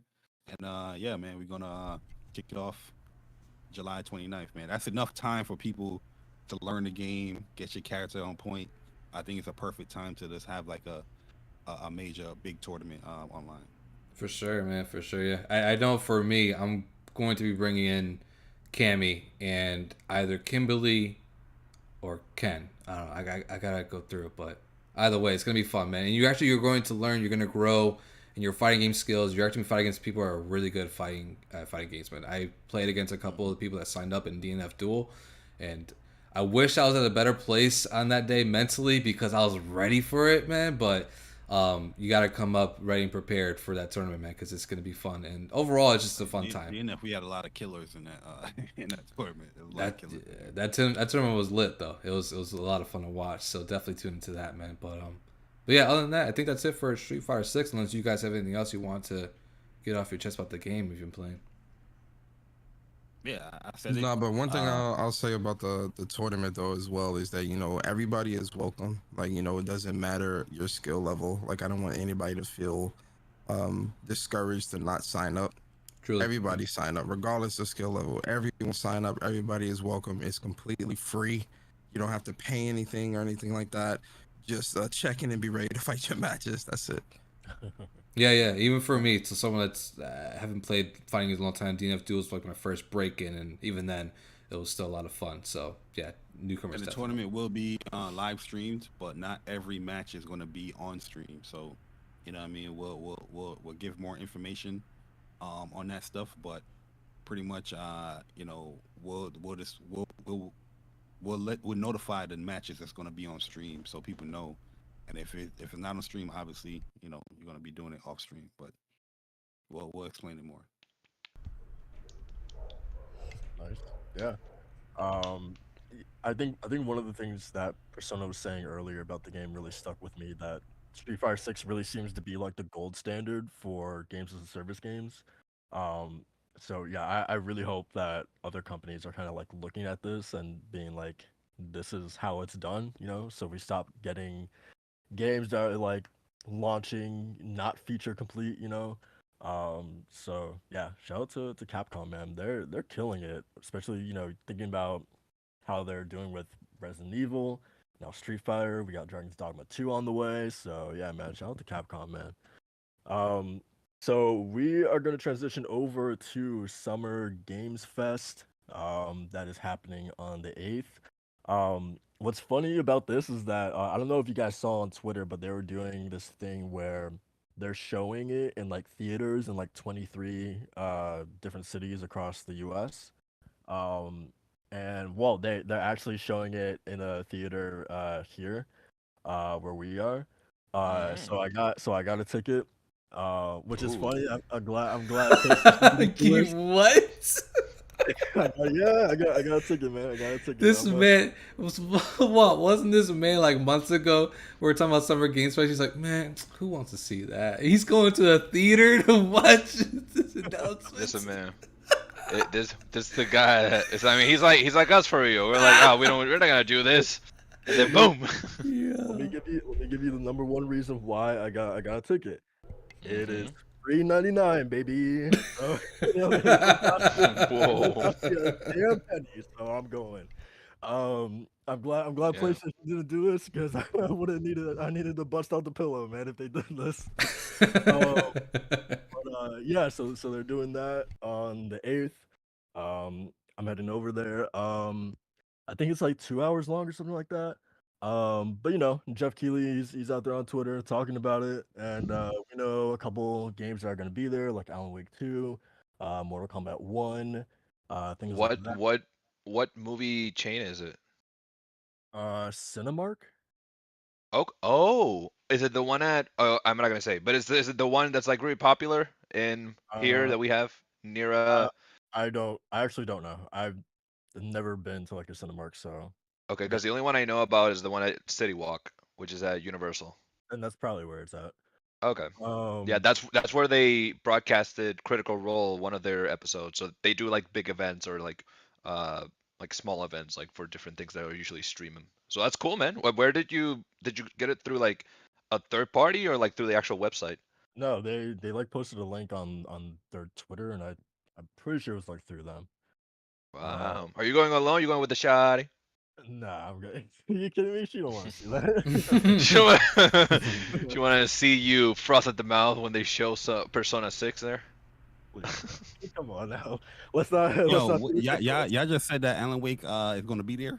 Yeah. Mhm. Ah, damn, man. We already seen Alan Wake. We got a release date. We got There you everything we go. needed. What? Keely, We're gonna get a demo. Keely Like just we got. posted- he just posted the trailer for Summer Game Fest, and I'm seeing a lot of games that we saw at the PlayStation Showcase, and I'm like, Really? is this the trailer you trying to do, Keely? I don't know if you wanna. I don't know if you want to go with this type of Go look at it. He posted it on the Summer Game Fest, and like 16 was there, Foam Stars, Alan Wake 2. Oh I was man. like, Soul's about to get back his I don't ticket know. right now. I don't know if this is the trailer you want to listen. My whole thing is like, yo, if you're gonna do things, and listen, I have a lot of respect for Keely. Like, I appreciate the things that he's done Yeah. for this industry and for the gaming community, especially during the pandemic years where no shows were happening, and he rallied everybody together and started Summer Game Fest. So Keely has my utmost respect and appreciation. Like, but I think when it comes to these types of things, it's important to be critical and not sugarcoat, because how can somebody get better if they don't know what's wrong? You get what I'm saying? And so my thing is, if you're going to be having people going to movie theaters and things like that, this show's got to be like a banger. This has got to be like some knock your socks off. And I'm not saying that it won't be, but I would hate for it to be like, okay, everybody's in the theaters. We got all these theaters rented out to just see, foam stars and or a bunch of CGI or whatever. Like I would hate for something like that. And I'm gonna be honest, the PlayStation Showcase has made me kind of jaded when it comes to some of these other shows that we got coming up, just because my expectations were so high for the PlayStation Showcase, and what I was expecting to see from a first party perspective, we didn't get to see. And so like, I'm kind of like, my view is a little jaded, I'm not gonna lie. So, that's kind of my thing, but I'm hoping this show is good, man. Like I really am. Yeah, I totally get that. I remember after after Jim Ryan said, before we move on to our final game, and knowing that it would be Spider-Man, I was just kind of like just sitting there looking at the screen with like this blank like look on my face, like what? Yeah. So in terms of Summer Game Fest, we did this thing for the PlayStation Showcase. We played a game called Over Under. I don't know if you guys know what that is. It's basically like I would ask the panel a question, and they would say it would be over or under what I asked them. And then we would keep track of all those, and the next podcast we would see how everyone would do. So yeah, we're gonna do the like same thing. like a sports thing. You know what I mean? You're gonna go over Exactly. it. Mm-hmm. Exactly. Yeah. So we're gonna do the same thing here for Summer Game Fest. It was a little bit harder to kind of like nail it down for this, because it's Summer Games Fest, so it's kind of like everything can happen in a sense. But yeah, we're gonna get started here with some of the questions that I have. Yo, before you go too, man. Yo, yeah, I just watched this trailer. Yo, listen, man. You Oh know what? man. Go ahead, brother. Go ahead, No, brother. no, no. Hey, I ain't trying to dampen nobody mood, man. But yo, Is it go really ahead, just brother. the PlayStation Showcase game? Where my time all at? Go ahead, bro. A classic Persona Hey, Persona yo. motto, man. Respect my time. Respect my time, man. Yo, you can't be releasing no trailer like that and try to get. Yo, let me shut up, man. Let me shut up. Go ahead. What you're telling me is that I should bring out the pillow. I should bring the pillow with me. Nah, I'm just like, listen, it's a 2-hour show. Listen, guys, I'm being honest. I'm jaded. I'm being honest. I'm very jaded from this PlayStation Showcase. So my outlook is a little bit more cynical. Yeah. But we sat through an hour of a PlayStation Showcase, and that's what we got. Yeah. 2 hours. Yeah. Hey, yo, look, man. So there was only one. There was only one game that was different in that trailer, and that was Hellblade 2. Okay. You know what I mean? I saw that, but everything else is like, yo, you pretty much just you did a scissor reel of the PlayStation Showcase. He's copy and paste it from the channel. Pretty much, bro. So I'll tell you right now, man. Trade that ticket in. When you go to the cinema, just go into the actual theater, and as you're going to Summer Games Fest, go see Little Mermaid. You'll have more fun. To guarantee right now. Nah. Real talk, I wouldn't want to dampen your excitement or anybody's excitement, right? Like people should always have high expectations, right, for whatever they're going into, right? Enjoy yourself, man. Like straight up, I'm gonna be watching it too, so enjoy yourself. Let me be clear. Let me be clear. I'm not excited for this thing. Never mind, my fault. Let me retract that. Yeah, let me be painfully clear, man. I'm not expecting anything from this. You know what? It's just I got time to kill on Thursday. Why not drive down there, eat some popcorn? I love movie theater popcorn, so why not? So it's a fun day out. I get it. Exactly, it's a fun day out. I got you. Exactly. Oh man, it's in the sea. It's like, oh, foam stars. Yeah, man. I got, and honestly, that's the best way to think about it. I got no expectation. Watch him like have an audience that will clap and like stand up and clap for something that he really does not like, and see how you feel, Jay. Like Soul. I mean, Jay Soul. So you have to like let us know if there's a genuine reaction to something that we really do not like, to see what the common people think, what the casuals, to see if there's like if anyone's actually excited for Foam Stars, anyone's like actually Ain't excited no for it. casuals going to this, man. Ain't no casuals going to this. Yeah? Do you Absolutely think not. it's all like? Are you just gonna hear like, that sucked? The movie Probably. When I theater. when I when I think when I think back, because I had went to which one was it? Like one of the times that I think it was either E3 or a PlayStation experience show or something, where I went to one of the movie theaters out here in New York, and yo, it was all it was real hardcore. It was real hardcore gaming fans, man. Like, it wasn't like no Damn. casual. Like it was hardcore, man. Like, because you got to think something like this. Casuals aren't really watching stuff like this. Like, this is definitely more of like, people who are For really us. following Hmm. following gaming and following those things. So I don't know. I mean, it could be a mixture of both. Someone that's kind of one hand in gaming, one hand out. But I would imagine you're more likely to find somebody there that's kind of a little bit more in tune with like the gaming industry, gaming news, and things like that to be going to Right. something like this. The actual site guys. Yeah. Yeah. I mean, that's what I think it's gonna be. Is that like, you Yeah. know, no casuals are gonna be following Summer Games Fest on Twitter and like, looking for that link. You know what I mean? Like, I'm Yeah. So pretty you're just Yeah, gonna hear a bunch of sighing in the movie theater. I disagree, man. I think Jeff Keighley itself has been growing. Gaming true. itself has been Hmm. growing, and his numbers steadily go up every show that he does. That means people are tuning in. That's true. But I feel like you're gonna see the differences between the casual gamer response and the hardcore gamer, or the enthusiast response. No different than how we see with the PlayStation Showcase. You know what I mean? When I went on Twitter after that showcase, I see some people's like, yeah, I give this an 8 out of 10. I give this 7 out of 10. They show games. That's all we want. I'm like, okay. You know what I mean? This is a different perspective of how they look at it. So I definitely think these casuals, they would definitely tune in. But regardless, if Jeff Keighley showed that PlayStation recap, because a lot of people tune into that show, casual or not, I think people will be upset with that. You know what I mean? So Absolutely. All I'm saying to Jeff Keighley, if he shows Foam Stars in that movie theater, I'm walking out. It's as simple as Well, that. my whole thing is if he shows those same games and they have release dates, I'm more so gonna be mad at. That's gonna like kind of No, that's an reignite L my too. anger to PlayStation, because it's Yeah. like, what?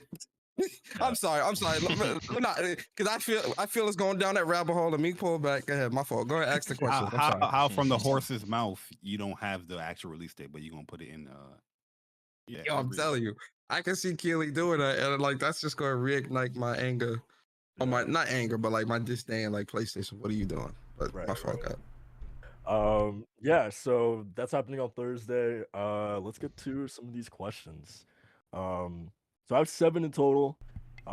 First one, Kojima will be on screen for 45 seconds. Oh my god. So over 45 seconds or under 45 seconds? Over. Like, yo, that's so easy, man. Over for sure. For sure. Really? I was about to say we did this one for the showcase, but now it makes more sense because it's Jeff Keighley running the show. So he has to this time around, like it's for sure an over, no? Well, see, I'm gonna say my same answer that I said for the PlayStation one. I'm saying under because I don't think he's gonna be here either. I don't think he's gonna be here. He's not gonna promote his podcast again? What do you mean? Well, You don't think Kojima is gonna be at this showcase? No, I don't think he's gonna be here. Oh, I absolutely think you. 100%. I think he's gonna be there. If he not there live, he gonna definitely be in a video format. Absolutely, absolutely. He gonna be there. Especially after they announce Metal Gear Solid Delta, they gonna have to have some dedication to Kojima. Like, hey man, don't forget that Death Stranding 2 or whatever is coming out. Yeah. What do you think, Macho? Yeah, go ahead, Macho. I think it's gonna be over. I think it's something to show up, but I can see why Soul you would say under because of another showcase happening later in the week. But I think it's gonna be over. Soul's actually jaded. Soul's like, fuck, that man ain't here. That man ain't got no time. He's on Twitter roasting movies. He ain't here right now. I mean, I absolutely, and I think it's more of because of Death Stranding for sure. I'm thinking about DS2, and being Summer Games Fest, there's no way that Jeff will not take this opportunity to be like, hey, my friend's got a small indie game coming out, you know. So Well, I so think so for then sure over. you guys are saying that it's more likely that he shows up here rather than the video game awards at the end of the year, or is he showing up at both? Like, what's your line of thinking here? Here for the Summer Games Fest. Yeah, absolutely. So and he's skipping out on the VGAs at the end of the year. Maybe. I don't know. I mean, They don't have to be mutually exclusive. yeah. I mean, he could do both. Cause the thing is, like for Summer Games Fest, it could be Death Stranding 2 or it could be Xbox's like cloud game. So I think there's a chance for both. Okay. All right. Okay. Interesting. Yeah. So we'll get all our answers recorded later, and we'll see how we'll do. Yeah, we got it. 4 overs, 1 under. I'm already typing them up so you could. Cool. Sweet. Second one. All right. Next question. 3 celebrities will appear on stage. Now, specifically on stage, not no video, kind of message thing like The Rock did a few years ago when he was talking about Okay. that energy drink or whatever. They gotta be on stage like the VJs when Vin Diesel and Michelle Rodriguez came up there talking about that. Crossroads, baby. Let's go.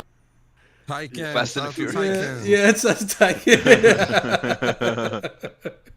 So to that Does it matter same. if they're like a music special, or is it just like Oh, celebrities man. as far as like Yeah, I Just hope Dance. it's actors a or music like special, famous man. people?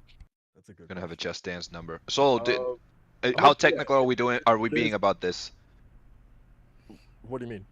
Because you can very much like Ashley Johnson can show up to like talk about factions or something. She's technically a celebrity, no? Well, first let's be clear here. Factions is not gonna be there. No, just an example. As an example, Yeah. factions is dead. I don't think factions exist.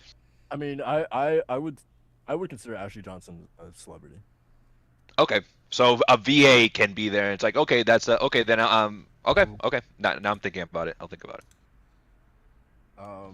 Yeah. What do you guys think? Do you think over 3 or under 3 celebrities will be here?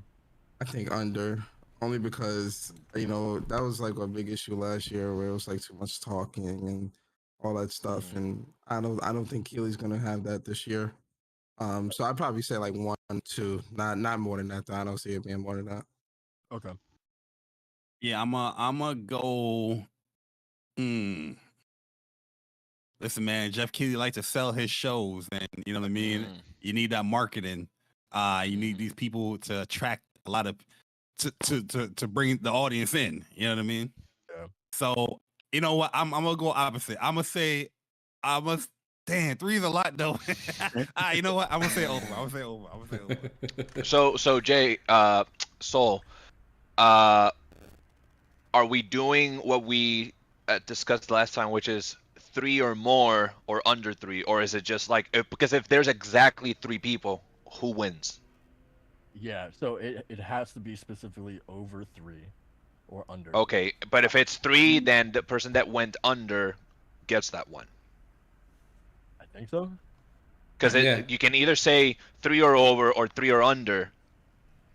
Like, how do you want No, to you're specify saying it? no. You're saying that you're saying over 3. So Right, technically right. 4. Right. Okay, so over 3, but if there's exactly 3, then the one that said then under, no one then wins. No, I'm gonna say that no one wins if it's exactly. no one wins. Oh man. Okay. Yeah. Define fate. All right, and I'm gonna say under. The only celebrity we're gonna see is Jeff himself. Oh God. Watch it, what do you- I'm gonna say over. Bring in all the celebrities from Jeff. You can get Yeah? Haley Steinfeld. You can get the music artists in there. Whoa. You're gonna get a whole range of people. Halle Bailey. Yeah, Little Halle Mermaid Bailey. game. Yeah, the phone game. Little. I hope to God they don't do that, man. That's gonna kick. That's gonna. So what do you think? I'm gonna say over. Okay. My line of thinking here is that there's a lot of big movies that are coming out right now, specifically like in this month or like in the past few weeks. So I'm gonna say that like Oh yeah, Transformer, Spider-Man, yeah. Fast X just came out, so Uh, Vin Diesel's bald head ass is gonna be. Hey yo, no, if you for some reason no, At a game fest though, like I wouldn't be surprised, man. I that wouldn't be doesn't. surprised. I don't know. To me, that doesn't make sense. Like Summer Game Fest, like I don't expect to see, Optimus Prime step out on stage. Like what's like They for don't see the what? color coming through, bro.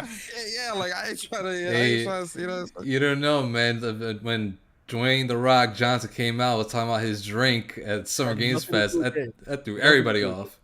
But Yeah. that was a new low, bro. I was like, yo, this. Yo, that was when I seen that. I was like, yo, gaming is not for me, man. They ain't trying to cater to me, man. Not no more. if for some, they're gonna have Chris Pratt announce the newest Mario game. I mean, that's the And thing. like, I can see. No, see, but I can see Chris Pratt being there. I can. Yeah. y- Yeah. I can yeah, definitely he's see Chris already Pratt being there. he's already on Miyamoto's like positive list, and like he's already like now pretty involved just And with the movie itself. So like, and also here's something too that that just came to my mind is that we what? got Twisted Metal coming up, right? So what if Mhm. Anthony Mackie comes on stage and is like, "Hey, so Mm. we showed y'all a teaser trailer, a few weeks back or whatever. Here's a first look at Twisted Metal, like the full actual like official So trailer." we're already at 3 though, because Chris Pratt potentially, Anthony Mackie potentially, and then Kojima. That's already 3. Yeah. But Jeff Keighley himself is a celebrity, no? Nah, I mean, I'm Nah. thinking Seth Rogen too because of TMNT coming out. So Possibly. But Mm. that's kind of my line of thinking. I'm gonna say Okay. over. All Uh, right. I'll keep that under. okay, so next, there will be, Summer Games Fest will show off one gameplay for one superhero game. So will there be gameplay for? Let me rephrase this. There will be one superhero game at the show, or there will be no superhero games at the show. So Oh, there's No. Oh, okay. Okay, Bar. I think they will. I think they're gonna show Spider-Man again. They're probably gonna tease a villain or something like that. okay. Like we seen a little teaser in the gameplay trailer. I just think they're gonna just talk about it a little bit more there I at also Summer Game. I also think we might actually get a proper trailer for Wonder Woman as well. Yeah. yeah, I agree, Persona. I'm Yeah, saying that's where I over was as well. going. Yeah. And then we also know that we got Which that. I'm very excited for that game, by the way. Like that, the Nemesis system in a Wonder Woman That shit's game. Yo, goated. give That me shit's that. goated. Give me that. Give me Yeah. that. And we also know that we got the Amy Hennig game like waiting in the wings. That we haven't Mhm. seen anything or what we saw that one trailer of. But what's up with that? I would assume there's also that Iron Man game that EA is working on too, right? So like we know that there's a lot of teams working on superhero games. So like I feel like this is probably the place where you show off those things. We might get a new Suicide Squad trailer too with a proper date, Ooh, damn. because Yeah. remember that got indefinitely delayed to 2024. So they might give us a new trailer showing a little bit more and Oh give us man. a 2024 date. But That's then a little. I'll get technical on you and say that's a super villain game. That's not a superhero game. That still counts. Mm. You Yeah, get out of Okay. here. All Whoa, right. get I mean, All right. I mean, it's called Suicide Squad Kill the Justice League, so technically, Okay, superheroes okay. are in the Hey. game, You're right. You're right. Yeah, I'm gonna. This is also that's also one of those games where if they show it in the theater, I'm leaving. I'm walking out. Let me go to the bathroom real quick.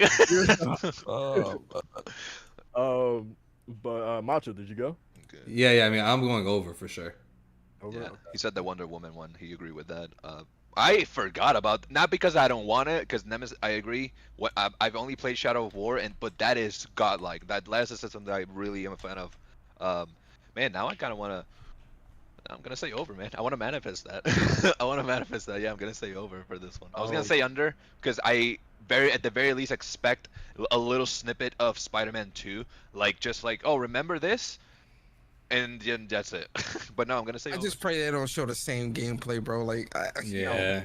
I know, Shorter, I know yeah. how these people are, bro. Like, they'll straight up show the same thing they showed at PlayStation, and just be like, "Oh, here you go." It's like, yo, no, you gotta definitely show Yeah. something different. So, like, man, For sure. Okay. And then I'm gonna say over as well. I think Okay. there'll be more than one for sure. I mean, listen, Um, I just want that Wolverine like something, That's not gonna be something. there. Yeah. That's Well, you don't know life, Soul. You don't know. not... Next, Cloud will be on screen for 30 seconds. Like Over Cloud Cloud as in Strife. Cloud Strife? Cloud Strife. Yeah. Oh yeah, no, you playing with my Absolutely. emotions, brother. Absolutely. Absolutely. Over. Everyone got riled up. It'll be Whoa. over. Listen. It'll be over 30 seconds for sure. Like we're definitely getting a trailer at rebirth Summer Game proper. Fest. Absolutely, absolutely. I within my Oh. heart of hearts because Oh. the official account has been posting a question a day, and they said they're gonna do it for 7 days, and that's leading up to Summer Game Fest. So everybody in the Final Fantasy community is on the same pace. Like, yeah, we're getting that rebirth trailer, 100%. Okay. I think Macho Yo. is spasming. Bar. I will be so excited to see Rebirth there, but also upset because it's not wasn't at the PlayStation show. But yeah, it does make sense on what they're doing with the whole development talk and answering the question. Yeah, I would love for it to be there at the Summer Game Fest, and that's a legit W. So I'm always in a optimistic mood, so I'm gonna say yes. Okay. I Macho. wonder what Macho thinks. You already know what I think, bro. Come on now. Yeah. Come on. It's My man's actually, like, no, the whole Games Fest is gonna be Final Fantasy. I mean, Persona already listed it off that they've been doing. I showed you guys in DMs too. They've been doing like a developer comment a day. Like it's the lead up, man. They're already starting. So I don't know if we're gonna get that release date because nowadays it seems like developers and publishers are way more close to the chest on revealing release dates. But as I said before, for my position for PlayStation Showcase, we're getting a gameplay trailer for Summer Games Fest. We have to, man. We have to. I'm gonna get the stopwatch out when that trailer plays. I'm gonna get it out and see how long we actually see him in this trailer. Well, what are you saying, under or over? That's tough, man. You know what's wild? I can also get technical on you, Soul, because you can literally just time it like whenever Cloud appears, and then they cut to Sephiroth, and you're like, oh, then let me stop the time because he's gone. That's He's what I'm on saying. screen. Yeah, that's what I'm saying. I'm not saying Okay. that the trailer itself has to be over 30 seconds. So Cloud himself has to be 30 Cloud- seconds or more. He has Okay. to be on screen for over 30 seconds. Okay. So if they cut to Zach or Aerith or whoever, then obviously I would stop the stopwatch right there, right? But yeah, I'm gonna say over. I think he's gonna be on screen. Yeah, over for sure. For sure. Like it's about time we get some more rebirth something. Yes, Because sir. it's like if it's not here, then where else would they show I feel like they just do Most likely, if it's a not trailer. here, if it's not here, it'll most likely be at Tokyo Game Show. Oh, that's true. September. Yeah. That's a problem. Yeah. I mean, one of the first developer comments they released was, "Oh, how's development going along?" They're like, "Oh yeah, we're smooth. We're about to lock down release date." I'm like, "We're ready. Let's go." Shadow drops today. So, kind of continuing on with Final Fantasy. Two man. Final Fantasy games will be at Summer Games Fest. Oh my god. Is that counting rebirth? If it Yeah, shows like yeah. anything. Absolutely, absolutely, it'll be 2. I think it 2. Like on the money, it'll be 2. 16 and 7. Yeah, the Oh, demo for 16 sure. again? Then announced. Do you think Yeah, it's they're gonna more announce than it 2 though? No. I think it'll be 2. I don't think we're gonna get Final Fantasy 9. Or I don't think Tactics? we're gonna get 9 or Tactics. Well, 9 remake and Tactics. I don't think we're gonna get any news about that until next year after 16 and 7 release. Okay. Interesting. I'll throw. Normally I would have said no, but seeing that they are putting out that developer Q&A thing, kind of changed my opinion on it, because I don't see how smart it would be to promote 2 Final Fantasy games in 1 month, knowing that one is about to release.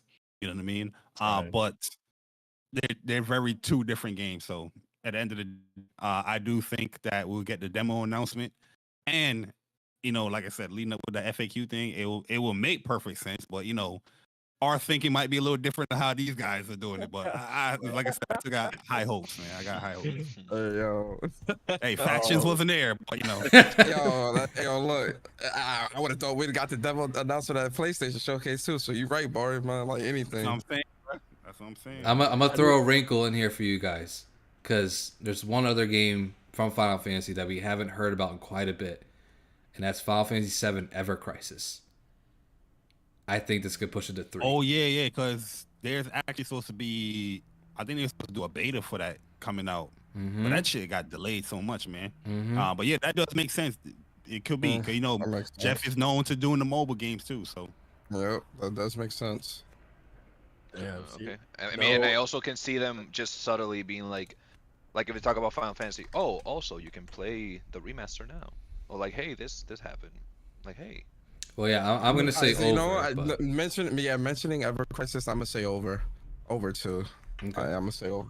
see, I didn't think about the demo potentially being announced here. That's a really, really good point. The demo for 16. I mean, because that would technically be officially 2 weeks. Because Yoshi P said he didn't want to release a demo until at least 2 weeks before the game drops. right, The right. 8th is literally officially 2 weeks. That's a good point. So honestly, just because of that, I feel like that kind of like tips me over the scale into thinking it'll be over too. So yeah, I wouldn't be surprised then. Jay, you said under or over 2, by the way. Be over because I think 16 will get Rebirth and then something maybe Ever Crisis, something a bit smaller then possibly. Okay. I think 2 for sure will be there. Okay. And JayBari, you said what, under or over? Just want to get to interesting. oh, I'm saying over. Over. Okay. So I'm saying it's gonna be 2, but if you guys saying over, you know what I mean. Like I said, I'm gonna be optimistic, man.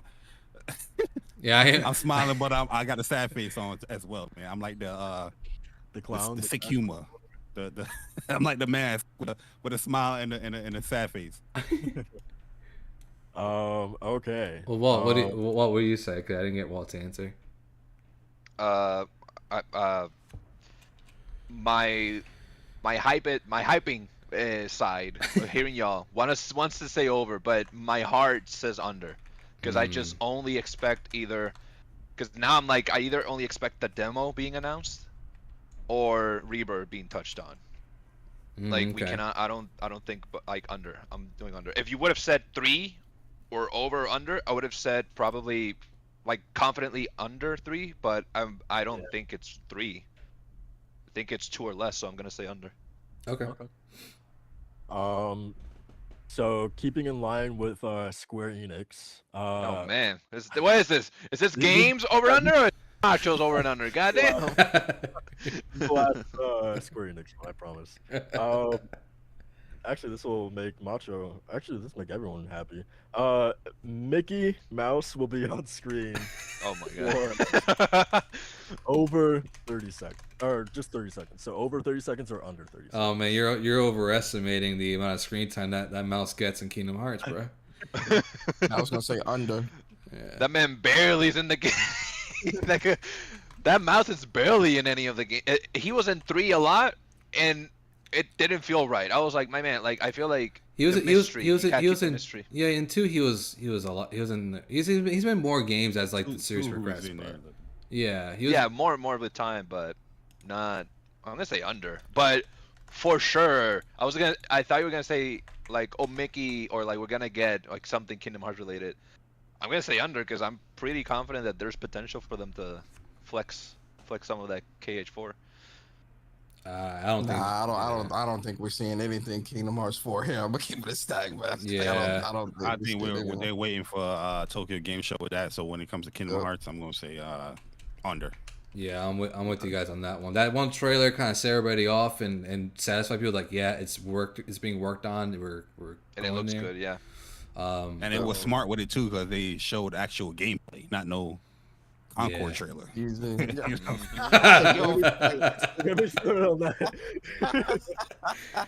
facts. PTSD, man. Oh man. I'm gonna say, you know what? I'm gonna play devil's advocate. I'm gonna say over, but not because we're gonna see KH4 there. I think there's gonna be some random Disney like I don't know, like old school game that's being brought back or whatever. Like the platformer, Disney Dreamlight Valley, the kart racer game. The Epic Mickey. There's a Dreamlight Valley. Maybe they. That's a good point too. Damn.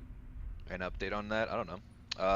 I'll still say under because either way, it shows up or not, I'm winning it. So Yeah, because like that Disney fighting game too is like we know about it. We've been hearing about it through like leaks and rumors and whatnot. And I don't think Disney's having a game showcase this year, right? So like, I could see it being like announced or revealed here. Yeah, I'm with you. All right, I'll take the plunge with you. I'll say over as well. Because if I see Mickey Mouse throwing hands at Goofy, that's just gonna be hilarious. I want to see that. whoa. Relax. I'm Relax. pretty sure my whole like world would shatter if I saw that. And on the big screen too. Yeah, exactly. On the big Get your ass in here. goddamn Dolby Atmos theater.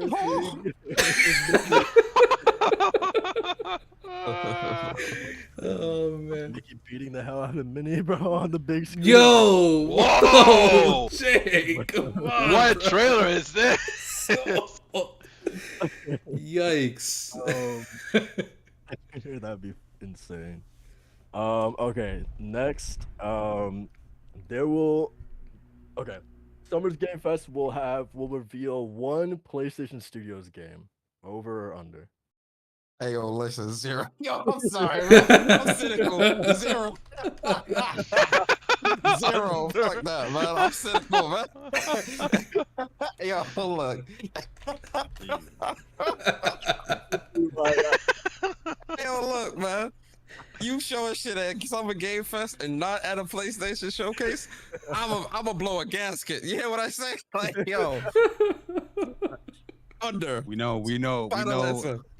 You know the PlayStation hat is not coming on at that show. Hell no.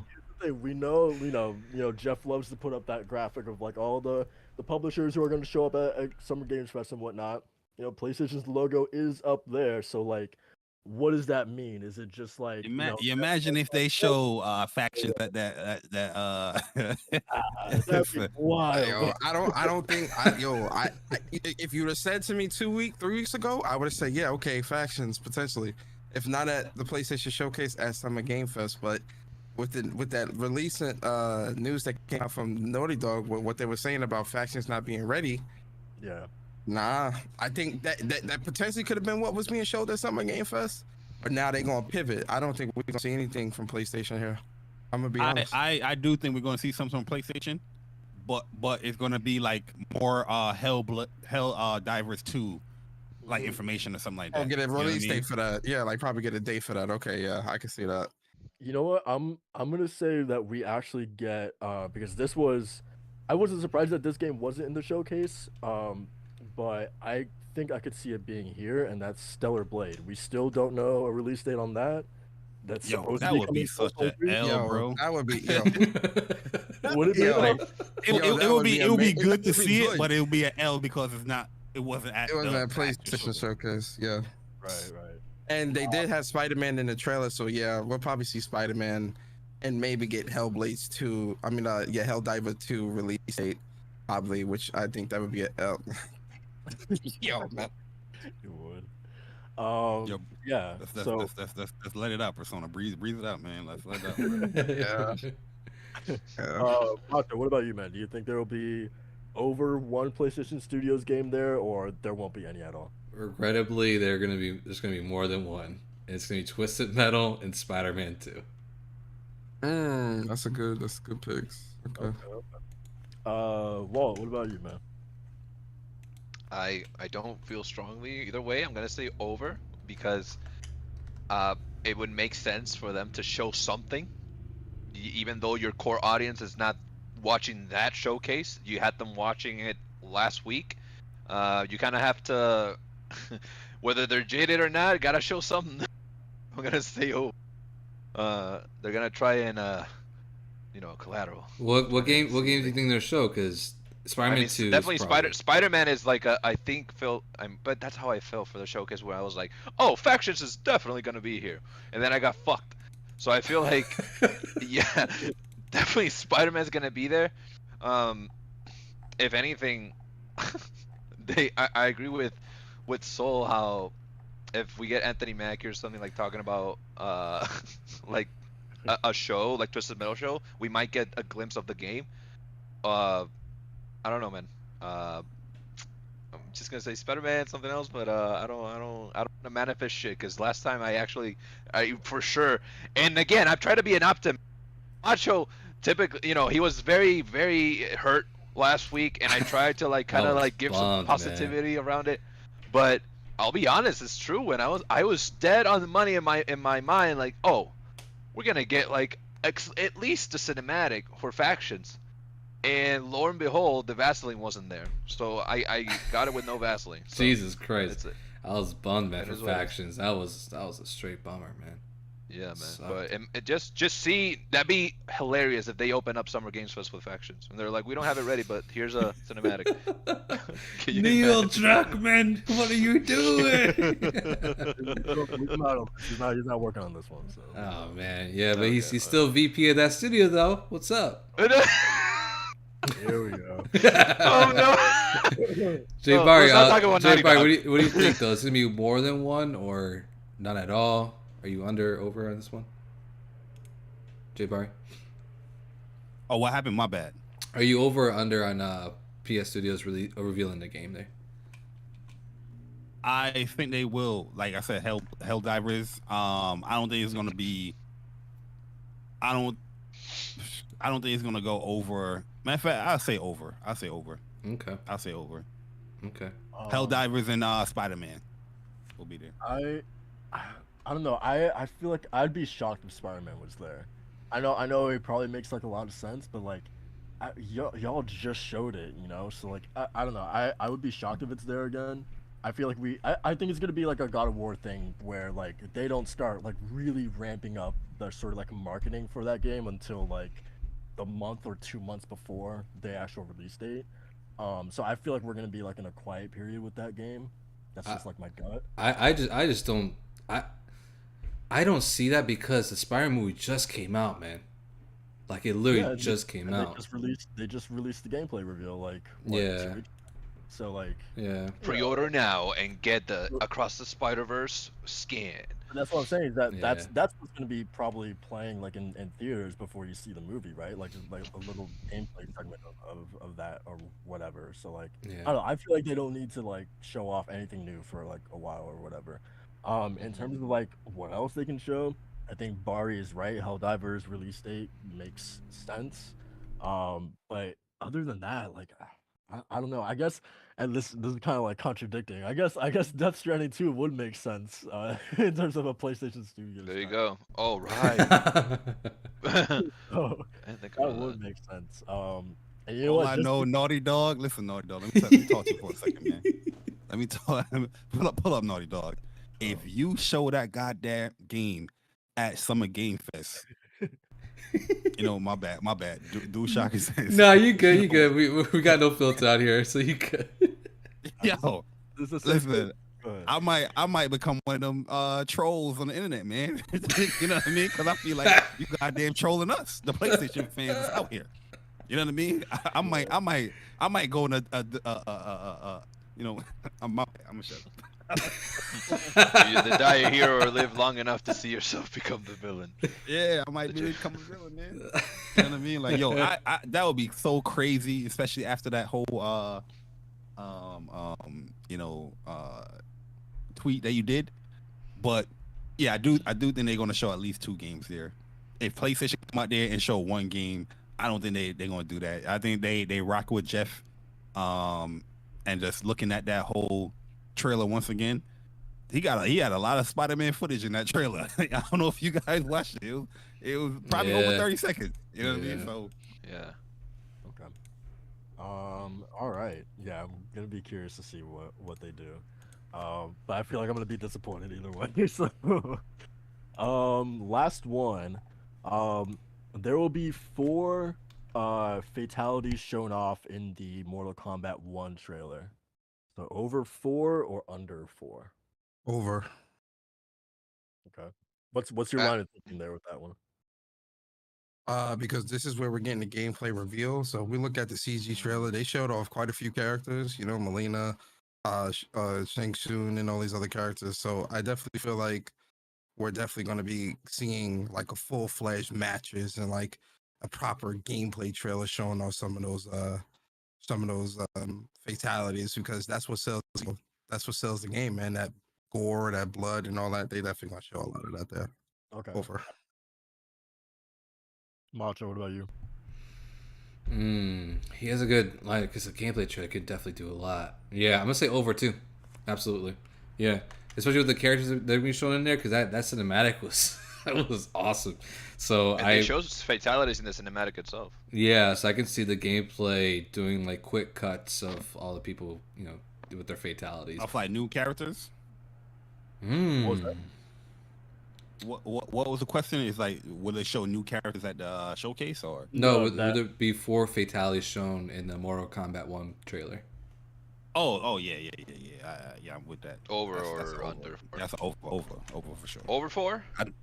Yeah, I think the characters that they showed in that CG trailer, they're gonna show gameplay at this game, and part of Mortal Kombat, popularity is the fatality. So that stuff is definitely gonna get shown. Especially like Jeff Keighley's like a internet based showcase, so they're not gonna hold back on that.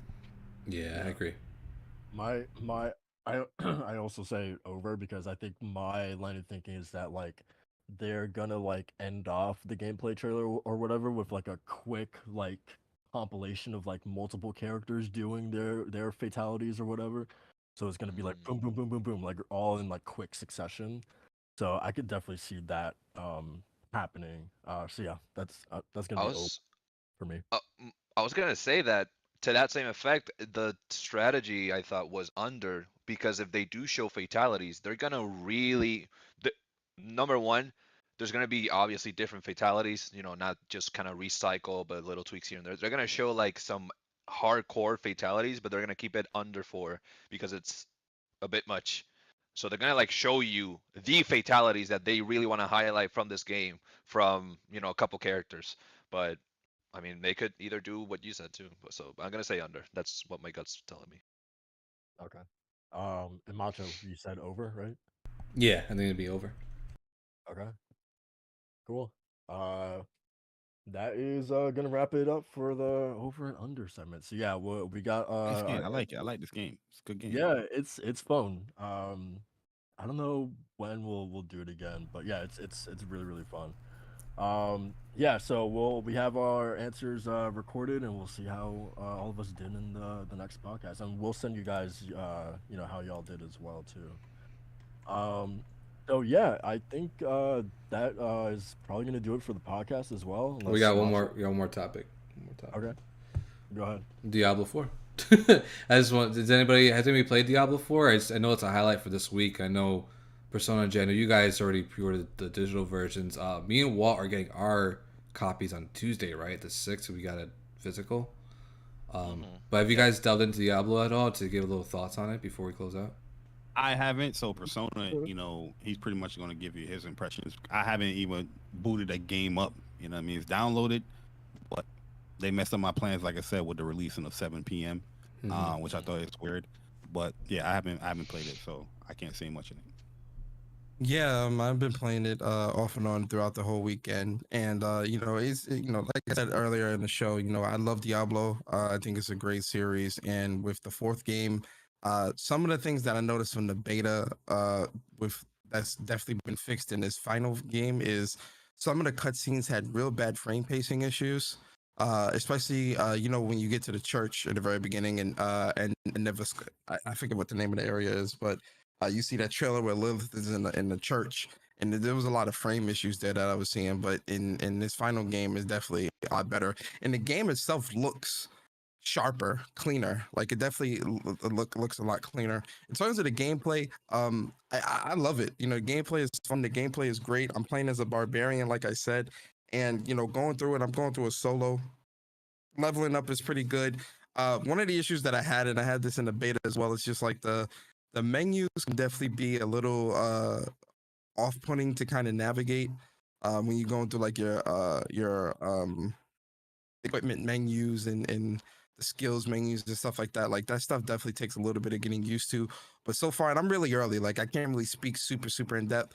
But so far, I'm loving the game. I'm loving my experience. I haven't experienced any of like the issues that a lot of people were experiencing online with like the licensing or not being able to get into the game and stuff like that. I haven't experienced any of that at all. I'm not saying that that stuff isn't present, but for me, I haven't experienced those issues. And I haven't experienced any like being kicked off either, like in the middle of me playing. Like last night, I was playing for like 4 hours. I didn't have any type of frame issues. I didn't see any type of log issues or online issues. I didn't experience none of that. But I know that the team has definitely been uh, updating the game pretty rigorously since its launch. So Mhm. I might have been able to kind of just avoid a lot of those issues. I know there's still certain people having the licensing issue, but as for me, my experience has been really, really good so far. I love the game. It's very addictive. If you're on the fence about it, I would say give it a chance just because it's one of those games you can play by yourself. It's very fun. You definitely got to put some time into it to get the best gear, but the gameplay loop is extremely extremely addictive. So I love it. Oh Yeah, man, yeah. Thanks for the breakdown. yeah, looking forward to getting it Yeah, too man. at some point. Yeah. Um, Yeah, I'm but glad they strayed away from the cartoony feel from 3. That's kind of like I tried to, scratch that itch when I played the demo or the beta some weeks ago uh with Diablo 3, and I was like, "Oh, wait, no, this feels different. It's a bit too cartoony for me after I played 4." So I'm pretty excited for when I get my copy. And that Steelbook, man. Oh, Steelbook looks so nice. Pretty yeah, excited. because like the darker tone of 4, like I feel like it immediately hits you in that like opening Mhm. cinematic or whatever. Yeah. So yeah, I'm glad that they went back to that as well. Um, Yeah, the It's a atmosphere very is it's a very cool. dark. Yeah, this game is like very, and I when I say depressing, I mean it in a good way. Very Yeah. depressing, dark, almost apocalyptic tone in the game is great, man. Like I love Your it, man. Persona. Yeah, There's no changes from the beta, like the beginning of the game. Is that the same thing? no, it's the same thing. Yeah. Oh, I. Interesting.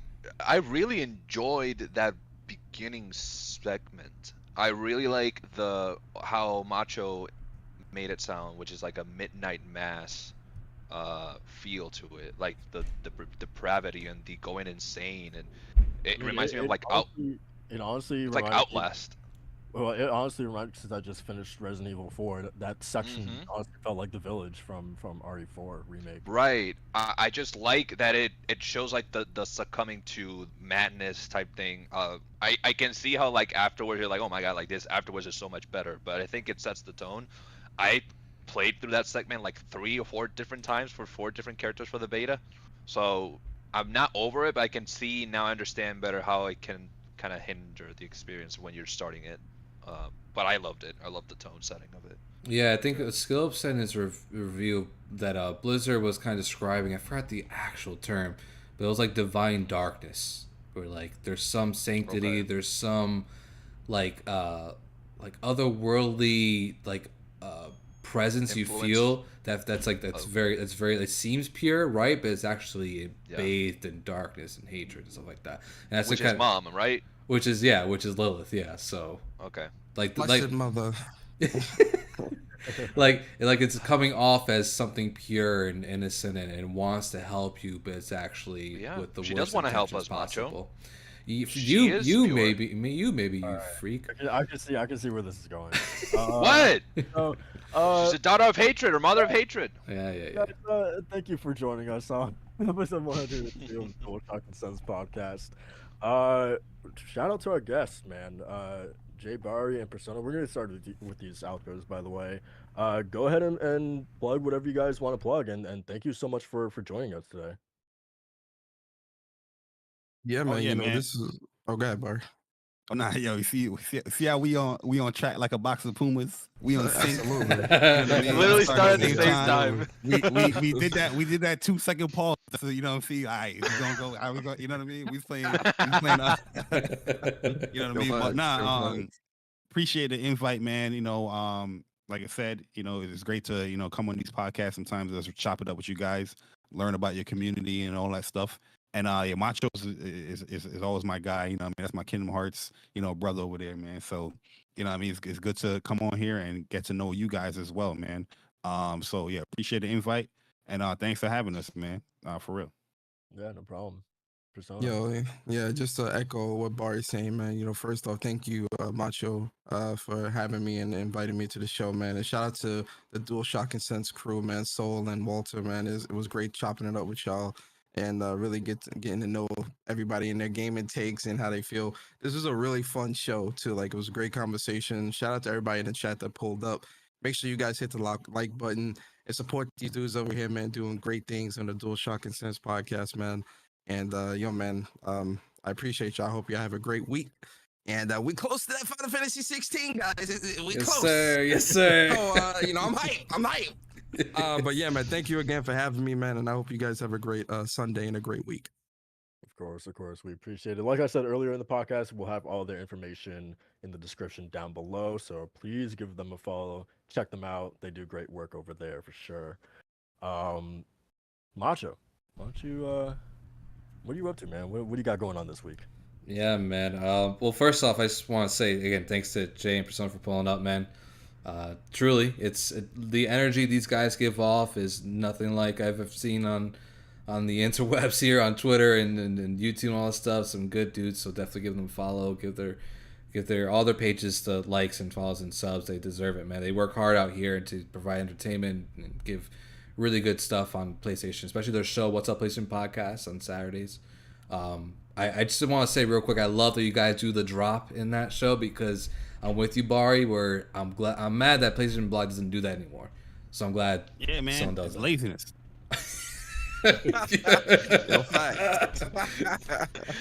I'm glad you guys do that, man. It's cool shouts. They do a bunch of cool stuff. They even had a couple of great interviews with Daniel Bashuti. I think that's how you say your last name is, from Yes, God sir. of War.